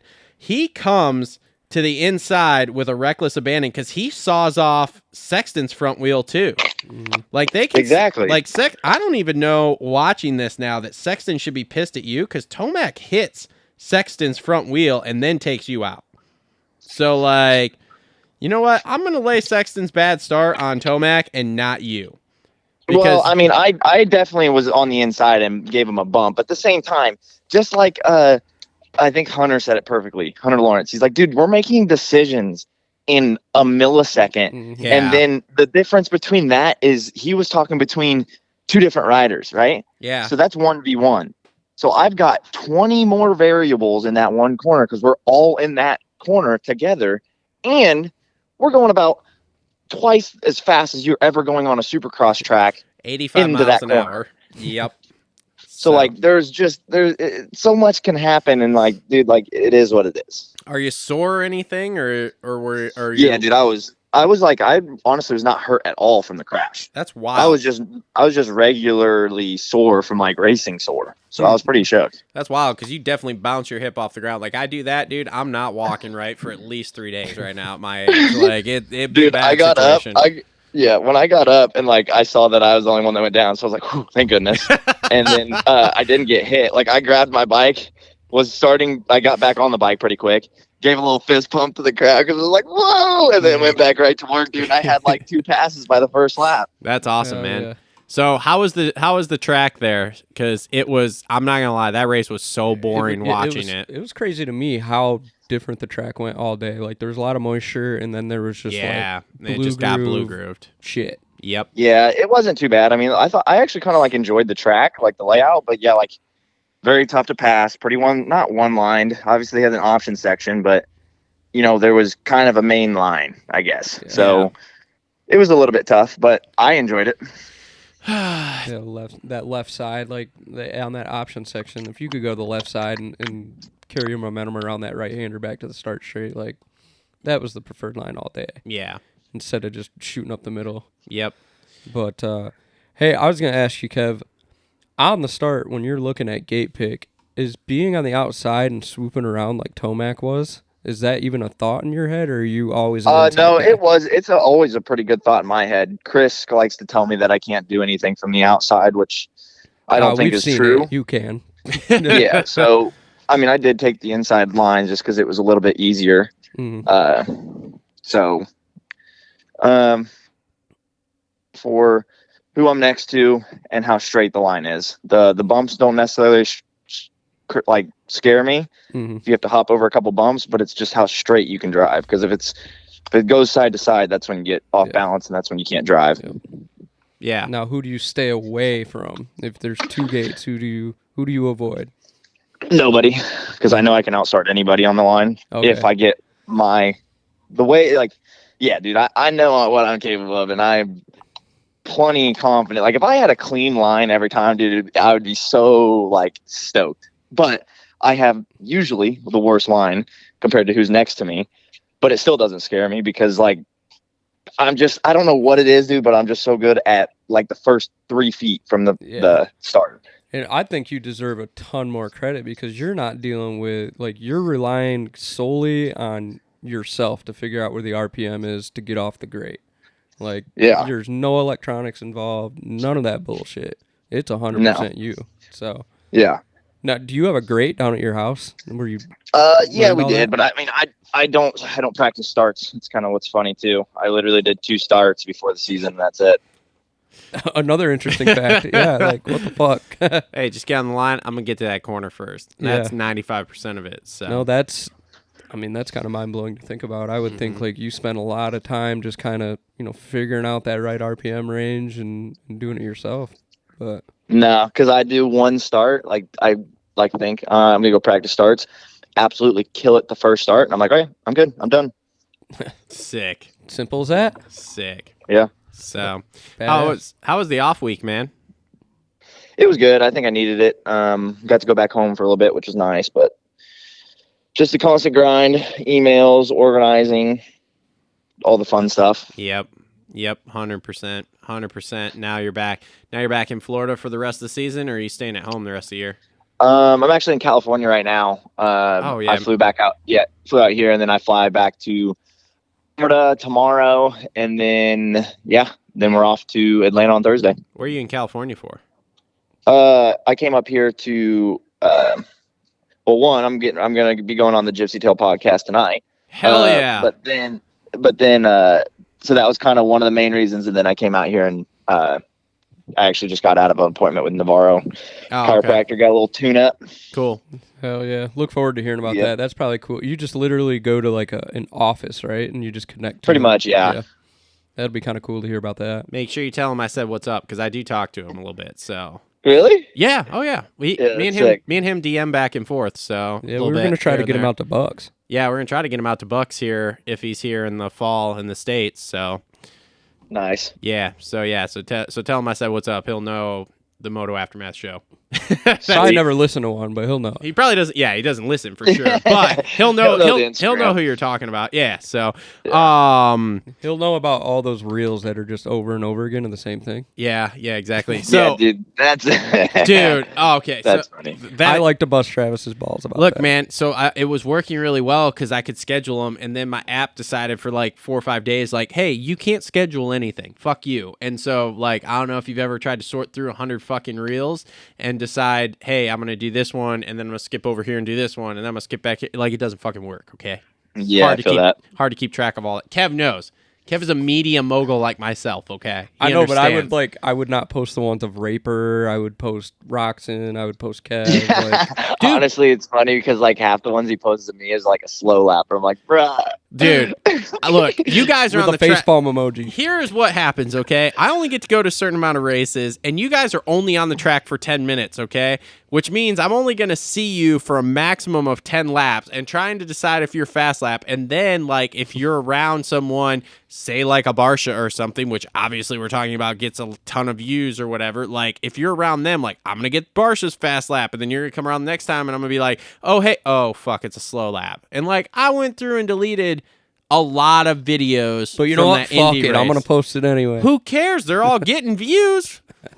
Look, we're in the stage of just fucking dump it out there, okay? Just dump them out. Like the ideal thing would be is first you got to make some money, right? But well, yeah, that'd be great. Be able to hook into a Google Drive with somebody that's there and be able to put your own. To be honest, I'll be really honest with you. I don't give a shit about Instagram anymore. To be really honest with you, they're not gonna fucking pay me anyway. So outside of getting they quit monetizing on Instagram. Yeah. So outside of getting the followers, just to be like, yeah, we have 10K on here. Like, obviously people follow us. I don't really give a shit. It's all about the YouTube. Yeah. And the YouTube works great because I can upload a whole bunch at one time, and then I can go back in and schedule them and separate them. Yeah. So yeah, that's fair. So Kev, what are your thoughts on, or what do you know about this Jack Chambers going over to Europe to ride here? I don't really have a whole lot of information on it, but it seems like it's pretty cool. I mean, he's racing the 250 class for the rest of the season, I believe. He's Yeah. doing GPs? Yeah, he's doing GPs. news to Zacho hooked him up with. Oh crap, we lost Kev. Zacho hooked him up with Did whoever. your internet take a shit? No, it just dropped. I don't know if it was his end or our end, but we're still hooked up to Wi-Fi. And you're back. Yo. Sorry, I don't know what the fuck happened there, but What's he riding over there? he's riding. Is it Bud Racing or whatever? okay. Whoever Zacho rode for, like Zach. He rode for that Yamaha Yeah, team. exactly. Here, you guys talk for like 30 seconds. I got to go inside and grab some water. I'll be right Yeah, no, back. you're good. Yeah, so he's riding that. He was, because I was watching the race recap today. He got a good start at the second moto, too, and was running up front for a second. Oh, so. he's already over there racing. Oh, yeah. Okay. Yeah. Yeah, I didn't know that. The logic behind it, from what I understand, is that Zach was like, dude, you need gate drops. And, like, going to these supercrosses are great, but, like, you're going there, you're qualifying, and you're running your heat and maybe the LCQ, but you're not gate dropping and running a full race. So the idea was to have him go over there so he could get races in, which obviously he can, because they don't just let any Tom, Dick, and Harry run the GPs. They're trying to run that very exclusively, like Formula One or whatever. Oh, that's why they only got 10 guys on the gate. Sometimes, yeah, but the Switzerland round, all of a sudden there's like 40. So it's like I don't understand it. Which, by the way, did you watch that Italy round they had 2 weeks ago or something? I haven't. Dude, 5 people standing around the track. Like nobody. And from what I understand, that track is awesome to like go ride because it's on some island or something. But like, that's the thing. It's on the a sandy fucking track. island. The sandy one? Yeah. So I don't know, man. The GPs are super weird, but it's cool that All right, I'm Chambers. back. It's cool that Chambers is going over there to ride them. So Yeah, I guess I forgot about that whole Osborne connection, and he had Osborne in his corner and stuff. Yeah. So. Yeah, I think that's kind of the main reason why he's doing it. Yep. Yeah, That's cool. Osborne, from what I understand, it was he needs gate drops, and so instead of being over here and maybe racing a heat in an LCQ, he's over there riding whatever. So this will be interesting. Maybe he'll reinvigorate his career when he comes back. Osborne style. Like he'll come back when he's 27 and Just win everything. just start winning everything. That would be crazy, wouldn't it? I don't think. No disrespect to Jack Chambers, but I don't think He's not on Zach that. Osborne. He's not Zach Osborne. No. Yeah. So But last thing before how long we got? Probably last thing. yeah, that's last fine. call. But Kev, speaking of rides and stuff, any irons in the fire for World Supercross? Negative. Not so far. I mean, I'm hoping somebody reaches out, but I have not reached out to any teams, not yet. Okay. I'm actually like debating on going down to the Husky team right now. That you should do. That you should definitely do. Just be careful in the whoops. Yeah. We don't need any of that. But can you imagine Kev like on a factory Husky bike? It would look sick. Well, I mean, what I really so need. Christian's out. I mean, he's getting surgery on his, and then Mookie's out for outdoors. Like, who are they going to even have for outdoors? Well, look. Yeah. You got. There's your connection right there. You call up Paige and say, "Hey, remember when you signed my bike? I need a favor in return." Screw that. Well, no, like I'm in California. Like I'm honestly about to just go drive down there. You should. You know that, like, just like the whole Mitch Payton effect, man. Like, I think those guys might respect that. People just walking in the door down at PC. I mean, honestly, dude, if I was you, I would. You're in California already. I would definitely go stop by and say hi and be like, "Hey, I know you guys need a dude, even if it's not for Supercross. You need an outdoor guy because I'm here. I'm here." Yeah, Either way, honestly. that new facility's badass. Yeah. Where is it? Do you think I need to go to the new facility, or where is the new facility compared to the old facility? That I have no idea. That I don't know. I know the KTM facility with KTM on the side of it. That's right next door to wherever Fortner trains with Icon or whatever. Oh, I Right don't next know. door to that gym. So you could probably search that gym and find the place. But Yeah. yeah, the other one, I don't know if it'll come up on Google Maps as Pierre Mobility or whatever it is. But Yeah. all the race shops and all the team manager offices were in that building. Yeah. Either way, Kev, every single weekend you should be at that truck right now asking if they want a Dude, filling fuck guy. the truck. Go to the office. Well, I mean, go to the office while you're there, but then still every weekend, if they don't fucking call you, you should stop by that truck and be like, "Hey, I'm still here ready to ride." Steel frame Damn, game. I don't know if I don't think I have time to go down there. It's an hour and a half away, Shit. and then it's going to be an hour and a half back to the studio to do the Gypsy Tale podcast. I think a call is good enough, like at least for now. Hey, Because I mean, what are they gonna do? Because if they needed somebody, they probably would have already reached out to a couple people. They're probably just gonna put Hampshire on the 450 for this weekend. I'm assuming. yes. So like that's probably why they're not scrambling.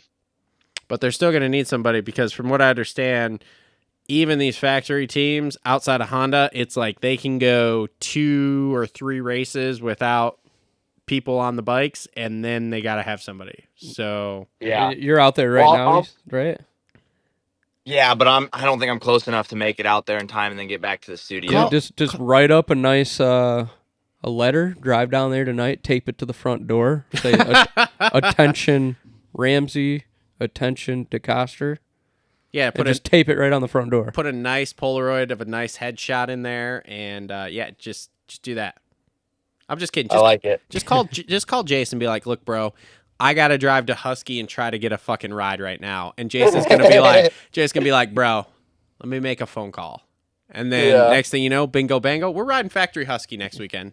Yeah. Yeah, you might be able to make a call. Jace could make a call. You think so? Jace knows every single person in this industry. To be honest with you, he's got more connections than anybody else in the media. It's wild. You think so?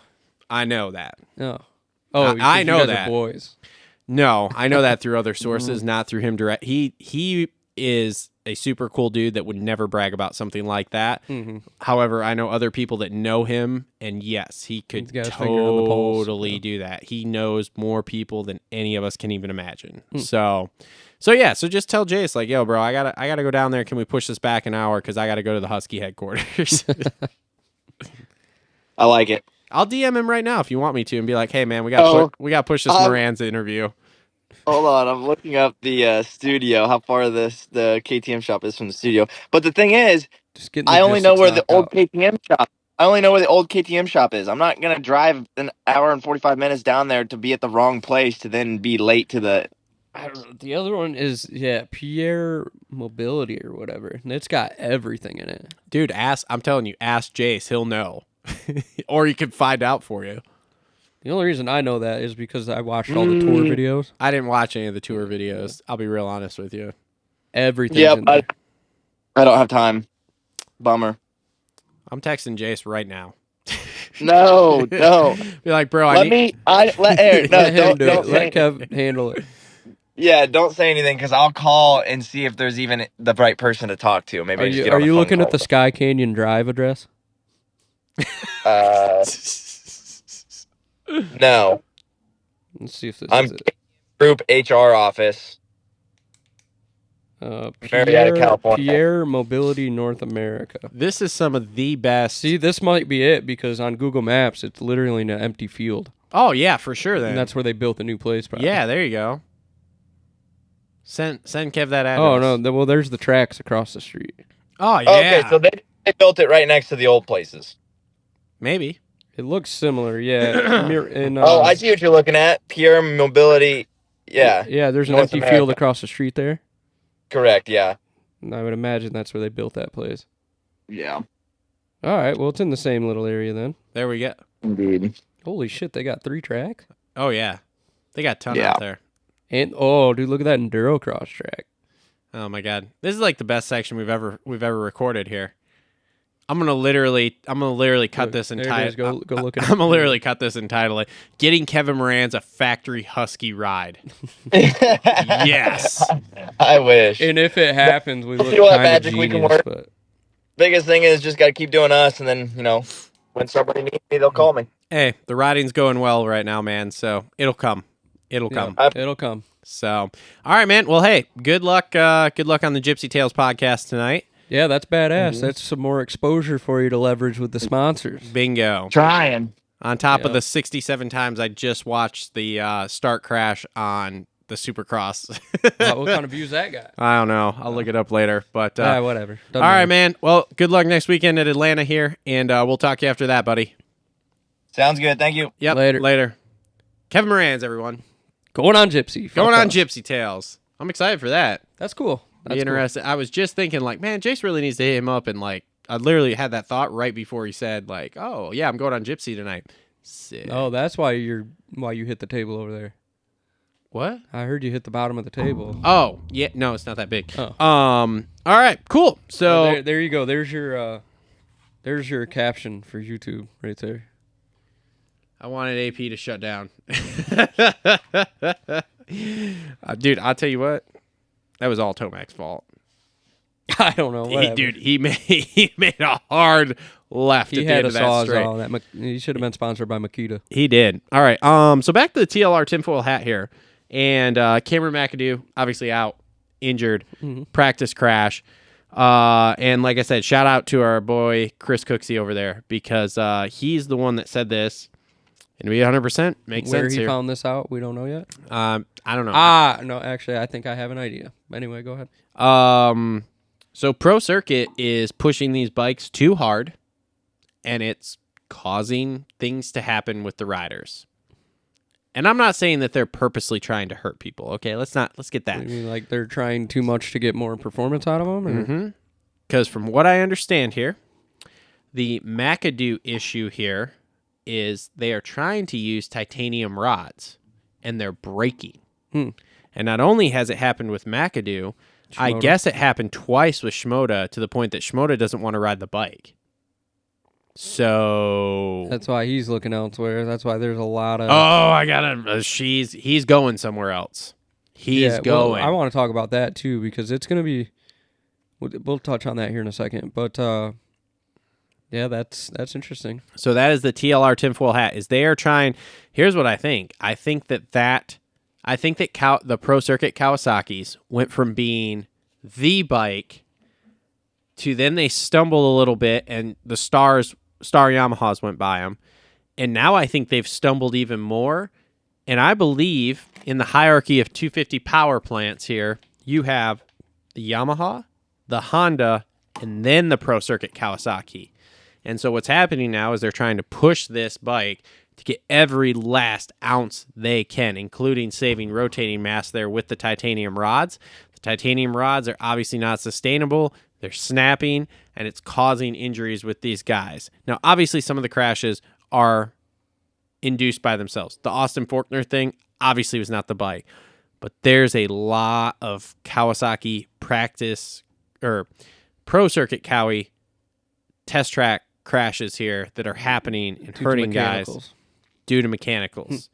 And after hearing Cooksey say that the other day, made all the sense in the world. And like I said, it's super interesting when he said that it happened to Shimoda not once, but twice, and that's what fucked him up. And Shimoda doesn't want to ride the bike. And there's all this news of him. He's going somewhere. Oh, he's going somewhere for sure, because there are multiple rumors of him sniffing around different places, and a high probability he's going to Honda. I would say Honda makes the most sense. Lucas Myrtle, he's gonna have it. He's gonna have a Alpine Star Gear deal, I would imagine. Yep. Kind of like a Kira Narita. Yep. But everybody's talking about Husky and stuff, and I'm scratching my head. I'm like, there's no way that Joe Shimoda is going to go to an Austrian brand. No fucking chance. No. So I don't know if you remember, but it was between Hammaker and Joe Shimoda for the Geico Honda ride. Mm-hmm. And the higher-ups at Honda said, no, we want a Japanese rider on our bike. Mm-hmm. And this is arguably the most successful Japanese rider the sport has ever seen. I don't think a manufacturer that's Japanese is going to give him up. I'm honestly surprised that Honda let him go in the first place. I really thought that when Geico folded, he would also be on the team. Yeah, but you got the Lawrence brothers. It doesn't matter. I really thought they were going to do it. But here's the thing, too. And here's now he gets a shot to say, hey, I want yeah, but here's how this is falling in place. Do you know how this is falling in place? Phoenix. No. I heard they were closing the doors on the factory deal. Not yet. The factory team is going to probably run until What's His Nuts is done. Yes. But what's happening here is we all thought the timeline was Jet's going to go to 450 outdoors and then go 450 full-time next year. Hunter's going to go 250 indoors next year and then go 450 outdoors, just like Jet did this year. I'm hearing the timeline now is Hunter's going 450 in Supercross next year also. He wants to go up too, huh? They're both going, which somewhat makes sense because then Honda doesn't have to hire a one-year guy or a Supercross-only contract one-year guy next year. Nichols, man. I wonder where that puts Nichols. I don't know. But if that is the timeline now, and shout out Michael Lindsay because he was kind of pointing some of this out, then that is why I think the rumor's up because now you need number one, you need a second 250 guy, so you have a 250 on both coasts. Number two, you need somebody who can produce, because Hymas is going to be good, and probably, I would say probably next year after running a full outdoor season. I think, yeah, he's a sniffing the podium top 5 guy, but you don't have a race winner then in the 250s. Coming off of a year where your 250 guys are fucking dominating. So I think Shimoda I give it a Honda. very high percentage. I think he'd look good on Honda. I'm over 75% that he's going to end up at Honda next year. So, because he's out of that Kawasaki team. Yeah, and like the Mertz thing, like that connection, his own gear deal is big. So I know he's pushing for that to where he can have his own gear deal. And I'll be honest too, if the Pro Circuit Kawasaki thing is the bikes having issues, they better get that straightened out quick, because that will get around that's what's happening, and they're going to have a hard time getting riders then, because people aren't going to want to do it. Look at Hartraft, dude. I mean, that was the bike locking up off the triple, and I don't know if you listened to that Weege interview. That's not the first time that's happened on that Suzuki either. That was happening last year too with those bikes, and that was why he did so, or no, not last year, 2 years ago, and that was why he did so poorly why Hartraft did so poorly 2 years ago on that Suzuki, was because He's scared of it. he was scared. There was at one point he said he was sitting in the truck literally bawling his eyes out going, I don't want to ride that bike, because like that thing locks up off a triple, I'm done, which ironically is what happened. Poor guy, man. Yeah, fucking sucks. So I don't know, it's interesting. And I think these teams need to make a hard look at things like this, because obviously we're in motorsports. Things are going to happen. It's a mechanical piece of machinery. But when it starts happening in a pattern and all the time, that's when it's time to start taking a look. Yeah, okay, is this really necessary? Yeah, so, Faulkner, obviously, that deal. What happened with Hammaker? Was that a bike thing? I don't know. I haven't heard about that. And I haven't texted Cooksey to ask him about any info on this either. I literally just heard them talking about this on Friday on the shit show. So, yeah, I don't know, man. It's interesting. Yeah. I wonder who goes to that spot. I feel like Enzo Lopes or... I mean, I'll tell you what. I've also heard for silly season, I've heard that Faulkner's out of there too. Just going to ride his factory 450? I heard that he's leaving on his own accord, and I did not hear a factory 450 deal. But... he needs a change, I think. He does, but I heard he's out. So, all right, let's get these 250s done, and we can get this. That was your. You know where Faulkner should go? TLR tinfoil hat there. No, where? I think you should go to Star. I think that'd be badass. Could take Smith's They're spot. gonna can Smith. Oh yeah, for sure. So they're gonna can Styles too. Yeah, he's a Wreck-It Ralph. One other section before we move on here. The Complete Racing Solutions comment of the week here. What you got? It's not even a comment about us. This goes back to the Gypsy Tales podcast with Cooper Webb. And this is a comment on Gypsy's video? Well, it's a comment that was made, that was talked about on Gypsy's podcast with Cooper Webb. And it's on our video? What? No, it's literally it's Webb talking about the beef between him and Kenny, and where that all stemmed from, or kind of boiled over this is at. Cooper Webb's comment. Yes, Okay, and the Kenny commenting on the Instagram post about Webb's outdoor results, saying they will be shit, and lighting that fire under Webb's ass that he would never beat him again.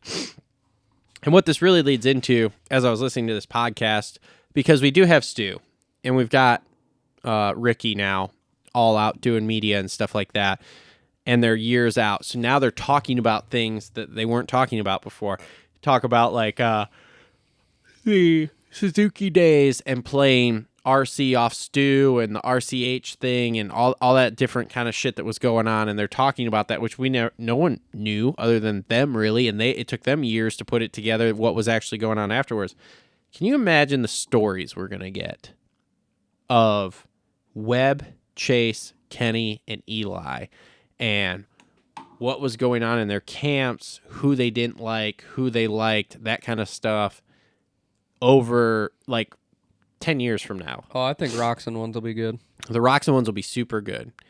I do like how on the Gypsy podcast there with Webb, he talked about them having beef, but didn't want to get into the personal stuff. Yeah, I mean, if I were reading between the lines, I think it sounds like Kenny's old lady was fooling around on him with Coop.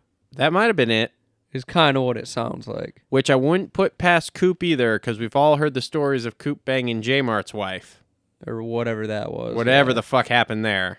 Yeah. Who knows? Enough to put old boy outside behind the semi. And look, here's the thing. We're all dumb in our younger years. What is that? Is that a mental game? Maybe. But yeah, I mean, and not saying that they're not past that now, because we've all grown up. We've all done dumb shit when we're 17, 18, 19, 20. Yep. And now Coop's married, kid, family man. Correct. Yeah. So when we're kids, but that is probably something along the lines that happen. It happens in moto all the time. Look, here's the thing. It's no secret throughout people in the industry that Coop is married to one of Kenny's exes, okay? Or some chick Kenny was hanging out with at some point, right? So I think officially dated at some point. I think so too. So it's no secret that at some point there was probably some beef between those two with whatever was happening there. Yeah. So I thought it was interesting how they danced around it. I don't think we'll ever get any of them to talk about it. Are you buying the Instagram comment? I definitely think that had something to do with it. Yeah. Cooper Webb is the kind of guy that sees something like that, and yes, it does fire him up. Mm-hmm. Now, was that the initial fire starter? I don't think so. I think there was other stuff that was before a log that went on the fire. Yeah, but they threw another log on the fire there for that one. So that's your Complete Racing Solutions comment of the week, is Ken Roxon saying that Webb's outdoor results will be shit when he comes back. So, well, I do want to point out, though, Webb's outdoor results have been shit. He didn't deny that either on the podcast. He didn't deny that either. Yeah. They were not great. So, and it'll be interesting to see. But the Supercross results have went. Yeah, it'll be interesting to see what happens this year. So, all right, 250 race recap brought to you by our friends at Adept Creative Co. Make sure to check them out for all your graphics needs. Links in the description down below for them. We already talked about McAdoo being out with a midweek crash, so that was definitely a big kick in the nuts for the series there. Another kick in the nuts to Mitch Payton. Yep. But getting started here, so Jet goes 1-3-1 for first overall. Finally breaks the triple crown talk there, and gets it done. So. Yeah, he was pumped. I think that was the only thing that's really missing on his 250 resume. Mm-hmm. Did you see him after the when they red flagged it the first time? And he was pissed. He's like, "Damn it!" You could literally see him doing this, on the bike. Yeah, because he was. Which I don't blame him. I'm like, dude, you fucking all the talk is triple crowns. You suck at them. Like, good luck at this triple crown. There's a lot of pressure on him coming into this weekend. Yeah, and then you get a start and you're out front running first there, pulling away in the first one, and then all of a sudden it's like, oh yeah, I had my FFL points just swiped away from me. Oh, they didn't give us the FFL points for that? Oh, maybe that's why my fantasy sucked even worse than I thought it did. That is why, sir. Didn't he lead it, though, on the second one, though? Or did Kitchen have him? Kitchen had it all three, I think. Man, that's bullshit. I'm writing a very stern email to Pulp MX, like, bro, like... Yeah, they're going to tell you to get fucked. Travis Marks, I'm coming for you here, because, like, this is bullshit, man. Travis Marks is never going to listen to this. Look, technically we had 4 races, and Jet was the FFL in the first one. Whatever, dude. So, anyway, but he gets it done, so that's cool. Extends the points lead. Like I said, I think it forces RJ out of the 250 class here for the rest of the year, at least for indoors. Maybe outdoors he goes back on it, but it really depends too. Yeah, kind of I don't know. So, anyway, speaking of RJ, he goes 2-1-3. Second moto was good. Yeah, in that second one, too, I think Jet realized, hey, I don't need to push it. Let me get these guys in the next one. Yeah, he was very comfortable last night. However, Saturday. He wasn't making much time on those guys in that second one. It was the track, man. There wasn't anywhere for him to make time. Everybody was doing the same thing. So, so, I mean, that was a good ride for RJ. The battles with Kitchen were good there. How about that saving the whoops? Oh, yeah. Oh my gosh. Woo, my butthole puckered on that one. Yeah, dude. I was like, oh, and that was gnarly. I was in a house with infants, and one of the mothers went, shh. Yeah, I about woke up an infant.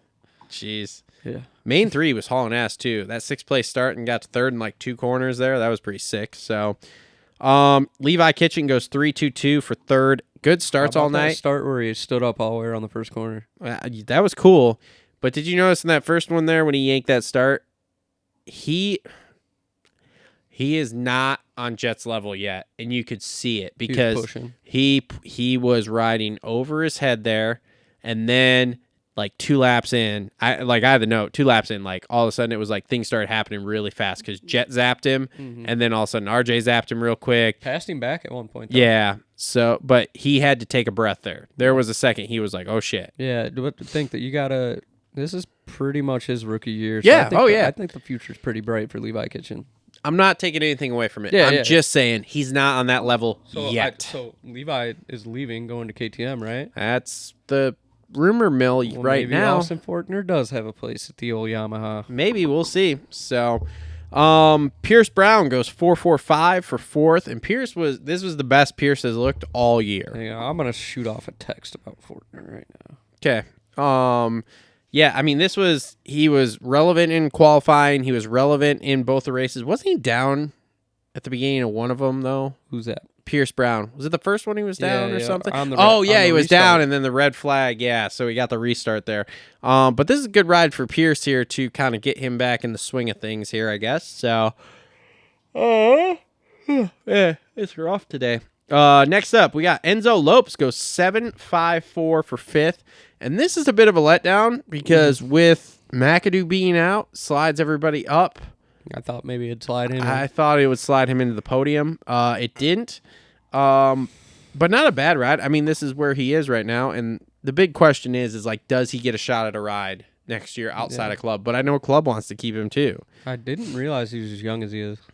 How old is he? He's only, 22, I think it said? I don't know. Did you like the little piece they did on him? And they cool, brought up his then sister dating Phil. Yeah. I thought that was funny. Well, so. Phil can't get rid of her now. Nope, not at all. Phil, you're stuck with her because she's on TV. Yep.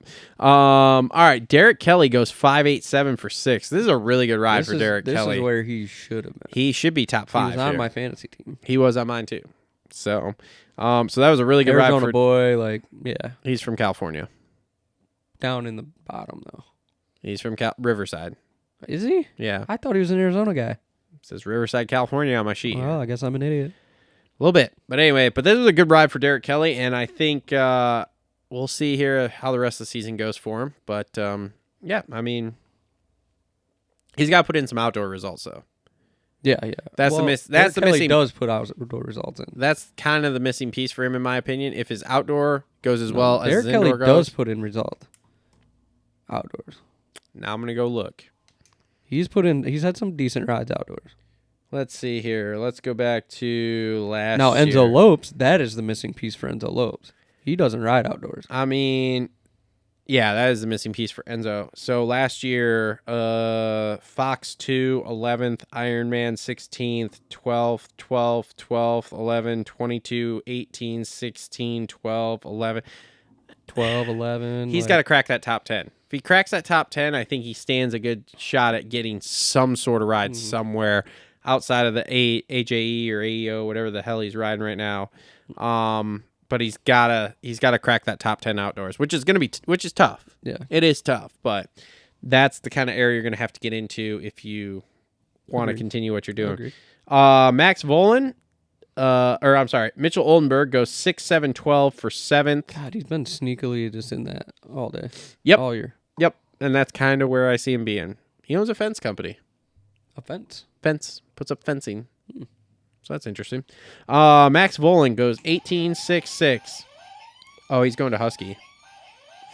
Do you think? And they're not only is he going to Husky, Husky is not with Fly next year. They're not doing a team deal. So that's why he's going there, because he can go there and then Mertz can get him a gear deal. Mm-hmm. Oh, that's interesting. Yeah. I like that, though. I think 250 class should be able to give these guys their own gear. Yeah, but it's hard for someone like Mitch, because then that's giving up like $800,000 worth of budget. $750,000 is a lot of money on a 250 team. Yeah, maybe they put some kind of contract clause in there where a piece of that has to go to the team. Yeah, I don't know. But anyway, I mean, it was okay for Volan. Like 6th and 6th. The 18th, the first one was just Yeah, you bad crashed or circumstances whatever, with the but, crash. man, I But think they were expecting so much more out of him. yeah. So, Robbie Wageman goes 9, 15, 8 for 9th. So that's pretty good. Carson Mumford, No, I ain't panicking. 13, 9, 10. Second ride on the bike. I'm panicking overall, period. This is like this. Yeah, last week went okay, but this isn't good. Why not? And the rest of the career is not good. This is who he is. I just think he got screwed with the Honda thing. And maybe again too, maybe we're just looking at it the wrong way. Maybe it's just he got brought needs up time on this he thing. got brought up on the factory team, and that's why he was good as an amateur. Yeah. I mean, he's a good rider, but that's why he was this exceptional, because he had a $150,000 250F to spank yeah. everybody else around. So, I don't know. He also cannot stop getting hurt, which is a fucking issue also. So, all right. Cole Thompson, 8, 10, 15. We will talk about him here again in a second. Yeah, he cleaned out Yoder. Yep. Is there drama going on? Yeah. He So- has nothing to do with the engine, though. I heard it might have been a protest. I don't think it it's was, not. but I It's heard it not. might have been a protest. Super weird they tore down Yoder's motor Why would he do that for just because he cleaned him out? because he's pissed at him. Because For? people are fucking petty. No. I don't think Team Solitaire is going to do that. Here's the thing. It's super weird that they just randomly tore down Yoder's motor. Why? He didn't get the whole shot or nothing. Yeah, I don't understand why. I don't think it's because of a takeout. Well, I don't know, but it's super weird. So, The RX bikes got tore down, too. Derek Drake, 12, 11, 13 for 12. Kind of where he's at. Yep. Brandon Shar, 11, 12, 14 for 13. That's surprise of the night right there. On my fantasy team. Did you take him? I did. Couldn't do it. It was about the best move I made all night in fantasy. Josh Farees, 10, 18, 11 for 14th. He's kind of struggling a little bit on this KTM this year. Yeah, this is kind of where he's been finishing last year, I think, though, too. I feel like he was slightly better. I feel like he was 10 to 12th place guy last Was year. I don't know. Let's see here. Let's click in. Let's click in and Do a little see clicking. here. Yep. Yeah, I mean, you go back to last year. Foxborough, 8th. Yeah, 8, 8, 12, 10, 10, 15, 20. So, yeah, much better year last year. He's taking a little step back there, so we'll see. Mitchell Harrison, I'm surprised. I feel like he got his back just destroyed by a foot peg there in that crash with Styles. I think so, too, but I don't know. And then he got I would cleaned say- out by Voland in the next one. That yeah. really took the wind out of his sails. Yeah, 2014 9 for 15th, so that's not bad considering how his night went there. Hunter Yoder gets his motor tore down for no fucking reason and goes 16, 13, 17 for 16th, so that's cool. Mm-hmm. Hunter Schlosser goes 15, 16, 18 for 17, so that's good. Jerry Robin, 14, 17, 19 for 18th. Caden Amering He actually finished. makes the main there. Robin actually finished. Yeah, that's a surprise, right? Caden Amering goes 17, 19, 16 for 19th. Matt Moss goes DNF, 20 DNS for He's 20th. a Wreck-It Ralph, dude. So I don't know, but they said he's announced like 3 different teams he's riding for World Supercross. Yeah, well, then he was riding a Yamaha down in Australia, and then he came back here, was riding this thing, and then, I don't know what he's got going on. Won the LCQ. Who knows? It's a Matt strange. It's a riddle wrapped in an enigma wrapped in whatever, dude. It's wild. So, Styles Robertson, DNF, DNS, DNS, 21st. On my fantasy team. Me too. Broken leg surgery. Man, it has not gone well for Styles Robertson. It's rough. The go, whole man. Star Yamaha thing hasn't gone as well as I thought it was. Nope. I was a big believer. in That was going to help him. Yeah, Maybe it's just him. maybe. Hasn't gone well. I feel bad for the kid because I he's do. going to get washed up and spit out here. But He's going to be like the new Derek Drake. yeah, I mean, like, what do you do though? I mean, here's the thing though. He's like got podiums and he's got Got a podium this year. He won one of those gangbangs. Yeah, I mean, 3rd at Anaheim 2 there. I mean, he was 3rd at Redbud last year, 2nd at Daytona, 2nd at Daytona. Yeah, he's had some good rides. Won the Super Mini at Monster Energy Cup. Like, yeah, I don't know, but it's been rough, dude. It's been rough between bad finishes and injuries. It's not great. And then Luke Kalatzian rounds out 22nd. First ever main, I think, for him. He was in futures at the beginning of the year. Yeah, and goes DNF, DNS, DNS because he was also involved in that Robertson crash and must have got hurt also. He's the one that broke the leg. Yeah, I think he's the first one that hit him. Maybe, yeah. Well, either him or... I think Harrison was the first guy to hit, and then... Yeah, either way, it was a pretty ugly situation. Yeah, it wasn't great. So, all right, so there we are. Your 250 race recap brought to you by Adept Creative Co. Check them out. Links in the description down below. I'm going to need some new graphics here soon. Adept can hook you up. Can they? Just tell them we sent you. I will. So, all right. Team Green. Anything else you want to talk about here before we... Ooh, no, I think that's really it, man. Nothing really sticks out. I'm going to say the racing sucked, to be honest with you. Glendale's usually good. It wasn't. It was kind of boring, yeah. Yeah, it was just, like I said, there were a few times I dozed off, woke up, was like, oh, rewound, didn't miss nothing. Yeah, it was like they were all just... doing the same thing. It was where you started, like was where you finished. Barsha was right there in the same spot the whole time on Tomac there. Yep. So, all right, cool. Well, this has been show number 232. Thanks to our sponsors, Complete Racing Solutions, TLR Coatings, Holster Co, Gutter Works, Adept Creative Co, Isaac Nelson Designs, and Edgewood Farms. Make sure to check them all out. Links in the description down below. We will be back next week to wrap up the Atlanta round. Or, well, I will be. Cole's down the road. Who knows who the fuck will show up? Yeah, who knows? Who knows who's doing the show with me? It may just be me by myself, so who knows? Keep a lookout for that. Thanks, everybody, for tuning in, and make sure to check out the Fantasy Show on Fridays, and we will, like I said, I'll be back next week doing something with the show. So we'll see you next week. See ya.